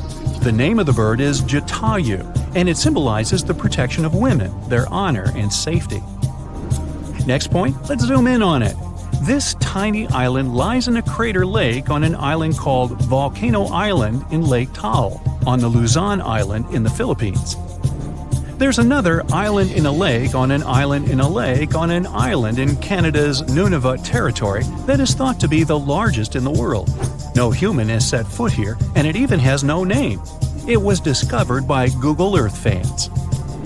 The coldest, driest, and windiest continent of Antarctica must be hiding some mysteries too, like this cute creature off Zacelli Station. Could it be a giant extinct megalodon? It was the largest fish that ever lived, about 3 times as big as the largest sharks in the ocean today. Scientists found their fossils off the coast of every continent except Antarctica. So this could be a groundbreaking discovery if it turns out to be a real one. Hey, looks like there's another sea monster north off Antarctica. Could this black hole be Kraken himself? It used to scare sailors off the coasts of Norway and Greenland, so it probably moved to Antarctica over the centuries that it hadn't been seen. It had been probably inspired by a giant squid, so nothing is impossible with this one. Some locations on Google Earth are blurred for different reasons, like this one, the yard of orange trees in Almeria, Spain. There's an administration office and a courthouse in the rectangular yard. The first orange trees were planted here in the 15th century. You can visit the yard in person, but can't see it on Google Earth. It's not clear why Google decided to blur Kos International Airport on the Greek island of Kos. It's a popular tourist attraction that gets plenty of visitors, especially during the summer months. Half of Moruroa Island in French Polynesia is clear, and the other half is blurred. You can't visit either of the parts anyways, as it used to be a place for nuclear tests. Sandy Island off the coast of Australia has been blurred out on Google Maps since 2012. It was discovered by Captain James Cook back in the late 1700s and could be seen on maps for 200 years. Then, Australian scientists set on a voyage to find it. All they saw was open water instead of an island the size of Manhattan. It must have been a mistake of cartographers who had first put it on the map. Oops. Sandy Island is a creepy landmass that appeared on world maps for nearly 200 years before vanishing into thin air. Located in the South Pacific between Australia and New Caledonia, this phantom island was first documented by explorers in the 18th century and continued to pop up on maps and even scientific surveys. But when a research ship sailed through its supposed coordinates in 2012, they found nothing but open water. They even measured the ocean depth at this spot, and it was always more than 4,000 feet deep, so there was no chance of a big piece of land could be hiding under the water. To make things even weirder, when you look up its exact coordinates on Google Earth, you'll still see a faint outline of what looks like a long, thin island, but with no landmass in sight. Theories about its disappearance talk about possible cartography errors, but the mystery of how a whole island fooled the world for centuries is still unsolved. Now, speaking of mysterious islands, let's dive into the enigma of Hashima Island. Located off the coast of Nagasaki, Japan, this small island was once a bustling coal mining facility, thriving with workers and families. But as the demand for coal declined, the island was abandoned in the 1970s, leaving behind a haunting ghost town. Today, Hashima stands eerily silent, with crumbling concrete buildings and overgrown vegetation. And if you are brave enough, you can do a virtual tour using Google Earth. But there are other places where digital maps won't let you see much, like the Ward Islands in Australia. If you search for its coordinates, you'll notice a bunch of blackout spots near the coast. This has led to all sorts of wild speculation online, sparking curiosity about what might be hidden beneath the surface. I mean, is it just a glitch, or could there really be some unusual wildlife down there? Well, we still don't have concrete answers for these obscured areas, but it is worth mentioning that this region is part of a wilderness protection area. This place is an important zone for the Australian sea lion and the New Zealand fur seal, for example. So, these blackout spots could be just part of a plan to keep everything private and protected out there. From creepy islands to abandoned places, if you ever find yourself driving through Rio de Janeiro, you might catch a glimpse of something unsettling: a group of creepy Santas, faded candy canes, and rusty slides surrounded by palm trees and dense greenery. This is Park Aba Noel, an eerie, abandoned Christmas-themed amusement park in Brazil. The park's creator had big dreams, thinking it would become a massive, eclectic attraction with different themed areas. We're talking about a space the size of 460 football fields. Work started in 2000, but the place shut down a few years later after the creator tragically passed away in a car accident just meters from the park's entrance. Today, the attractions are slowly being taken over by rust. This totally feels like something out of a sci-fi movie, but those multicolored rings are actually right here on Earth, in Yellowstone National Park to be exact. At 370 feet in diameter, it is the largest hot spring in the United States and the third largest in the world. When you see it from above, the different colors come from various types of bacteria that act like real-life thermographic filters. Each type of bacteria thrives at different temperatures, and their colors reflect the heat levels in different parts of the spring. Our next stop is in Italy, where you can find the Villa de Vecchi, also known as the Red House or the Ghost Mansion. For every ghost mansion, there's an urban legend behind it. Now, while nothing we're about to say is confirmed, the tale is still pretty interesting and downright bizarre. Built in the mid-19th century by Count Felix de Vecchi, this once grand summer residence quickly became the site of tragedy. The Count's wife passed away under mysterious circumstances, and his daughter disappeared, never to be seen again. Devastated, the Count is said to have spent his remaining days searching for answers. Over the years, the mansion fell into ruin, with local legends adding to its haunted reputation. Some claim to hear strange noises or see ghostly figures, while others whisper about unusual rituals that might have taken place there. Though crumbling and overgrown, Villa de Vecchi remains popular for those intrigued by its eerie history. While we've explored eerie and abandoned human-made structures, let's take a look at a place where nature's forces left their own massive mark: the Meteor Crater in Arizona. The site was formed in an instant about 50,000 years ago, when a large iron-nickel meteorite slammed into Earth. Measuring just under a mile wide and 560 feet deep, the crater is one of the best-preserved impact sites in the world. Standing at its edge, you can almost picture the incredible force of the impact, wiping out everything around it. Today, the meteor crater is a fascinating geological landmark, drawing in scientists and curious visitors. From a Google Earth point of view, this area in Niger looks creepy, and what seems to be clusters of glass domes dotting the landscape, almost like an interplanetary colony. But in reality, it's kind of an illusion. Those domes are actually small semicircular pits, and they're part of the Just Dig It project. Can you dig it? These pits, known as water buns or earth smiles, are dug to capture rainwater and restore dry, degraded land. It's a simple but genius method that helps bring life back to areas suffering from desertification. By trapping water, these buns allow vegetation to grow again, cooling the land and reviving ecosystems. Now, you have probably heard of the famous Nazca lines in Peru, right? We're talking about those massive ancient geoglyphs carved into the desert, which have shapes like a spider, a monkey, and a hummingbird. Well, recently, something similar popped up, and it's got the internet buzzing. This new figure, located at the top of a mountain, looks a lot like a wild boar. While it's super cool to find a potential new geoglyph, the lack of solid info and the not-so-sharp edges make us think it's just a natural formation. It's still pretty intriguing, though. But if you head down south to Chile, that's where you'll actually find a real geoglyph. We're talking about the Atacama Giant, which is around 390 feet tall. What looks like a funny drawing seems to represent some sort of spiritual figure or deity. There's no solid proof of what it actually means, but experts believe this design might have worked as an early astronomical calendar. The points on the top and sides of the head are said to indicate the seasons based on how they align with the moon.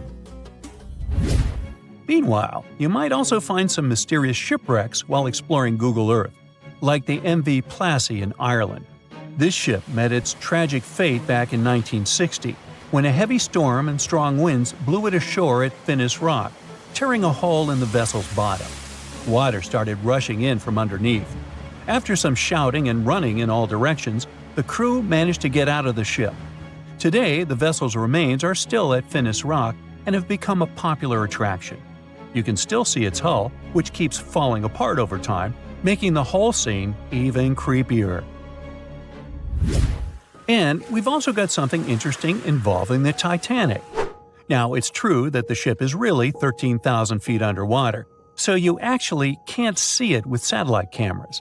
But if you type these coordinates into Google Earth, you'll find the spot of the Titanic accident. It's not that creepy of a place. I mean, it's really just a huge expanse of blue. But still, it's pretty interesting to get the big picture of how they seem so far from everything on that tragic night when the ship went down.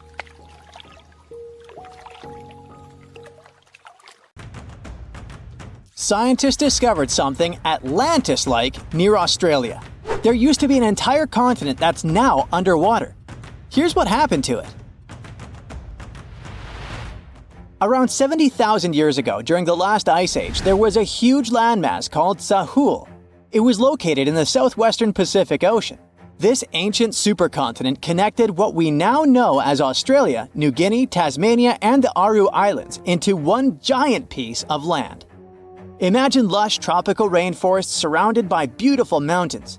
Sahul's tallest mountains were in the New Guinea highlands, with peaks reaching over 13,000 feet. This beautiful place was home to a variety of unique animals, most of which were pouched creatures. But back then, they weren't just koalas and kangaroos. Sahul was filled with different types of grazers, burrowers, scavengers, and predators. It was home to a huge diprotodon, a powerful hunter Thiosolio, and a horrifying Megalania, a creature that's much larger than any living lizard today. It was a unique place because the rest of the world was filled with placental animals at the time, like wolves, elephants, and humans. In Sahul, the only normal mammals were bats and rodents. But not all its parts were the same. The Timor, Arafura, and Carpentaria regions were covered by hot savanna and dry forests. It looked kinda like modern Australia, hot air deserts with scrubland, steppe, and temperate forests along the eastern coast. Back then, people were migrating all across the world. They made an incredible journey from Southeast Asia to Sahul and first arrived here from 60 to 45,000 years ago. They mostly traveled by foot and crossed the sea using bamboo rafts and simple boats. They came there from an ancient landmass called Sunda, which includes parts of Southeast Asia. They traveled across a series of islands known as Wallachia and eventually spread across Sahul. And it wasn't a small journey. Sahul was huge, around 4.1 million square miles. That's bigger than the USA or Canada. It stretched from the equator to around the southern part of New Zealand. So they arrived in what is now Australia and became Australia's first people. Scientists think that Sahul had a population of 500,000. We've discovered cave paintings that date back around 40,000 years. It's a hunting scene depicting an anoa, or miniature buffalo, facing figures of humans and animals. Researchers are trying to figure out how these early settlers moved across Sahul and where we might find archaeological evidence of their journey. To do this, they created a landscape evolution model. The simulation showed how Sahul changed between 75,000 and 35,000 years ago. It showed potential migration routes and archaeological sites. Humans likely traveled along coastlines and rivers. But how did Sahul get submerged off the coast of Australia, similar to the mythical Atlantis? During the last ice age, much of the Earth's water was locked up in large ice sheets and glaciers. The sea levels were much lower than they are today. After that, the global temperatures increased. the ice sheets melted and the sea levels rose, flooding the land bridges that once connected different parts of Sahul together. About 8,000 years ago, New Guinea separated from mainland Australia, and then, about 6,000 years ago, Tasmania did the same. We still can explore the underwater parts of Sahul thanks to new technology. Divers explore and collect samples directly from the ocean floor. Underwater drones can go to places that are too deep or dangerous for humans to explore. And with sonar mapping, scientists use sound waves to create maps of the ocean floor. It's like using an echo to see what's underwater. The sound waves bounce off the seabed and come back, helping us create a picture of what it looks like. Deep underwater, archaeologists have found stone tools and other artifacts. They also discovered fossils of animals like Diprotodon and Thylacoleo.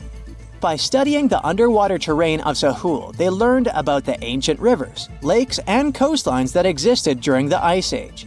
But Sahul isn't the only underwater continent. Sahul isn't the only hidden gem of Southeast Asia. Take Sundaland, a place made up of Sumatra, Java, Borneo, and some other islands. This place was crazy huge during the Ice Age, but now almost fully underwater. Almost, but not entirely. The parts above the ocean are teeming with life. If you like birds, check this place out. It has almost a fifth of the world's bird species. You can spot colorful birds like the Java hawk eagle and the Bali starling among the lush forests. It's also a home to a fourth of Earth's fish species. Sundaland's waters are a haven for marine life, even the most exotic animals like the Asian arowanas. It's also a treasure trove of flowers. That's where you can find Rafflesia and Titan arum, the world's largest flowers. This makes it very similar to Zealandia. Zealandia is a long, narrow piece of land about half the size of Australia.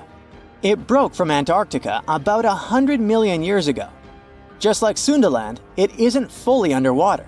7% of it stayed above sea level. This sticking out little piece is what we now call New Zealand, along with Stewart Island and some smaller islands. These pieces of Zealandia are lush and warm. They're packed with volcanoes, mountain ranges, beautiful natural geysers, and hot springs. Local people, Maori, use these hot springs for cooking. People place corn, eggs, and vegetables in baskets and lower them directly in the hot springs. Sometimes they cook food in a pit oven using heated rocks. Another hidden world is known as Argoland. This mysterious landmass was once part of Australia, back when dinosaurs chilled around. It drove scientists crazy for decades. They knew it existed because it left a huge stretch on the ancient seafloor, the Argo Abyssal Plain. About 155 million years ago, it broke off from Australia, saying bye-bye. The continent drifted somewhere north, and when it reached Southeast Asia, it just vanished. Scientists had no idea where it went, but recently they finally found its remains. Turns out, poor Argoland's lower parts started drowning into the Sunda Trench, a horrifyingly deep oceanic pit. The Earth's crust sunk into the mantle. Meanwhile, the upper parts of Argoland were pushed upward, grabbing the younger rocks on land. Because of this, Argoland broke apart into a bunch of smaller pieces. These pieces formed parts of Borneo, Java, Sulawesi, and other regions. The remains are buried under Indonesia and Myanmar. Imagine a colossal landmass the size of Greenland, Greater Adria.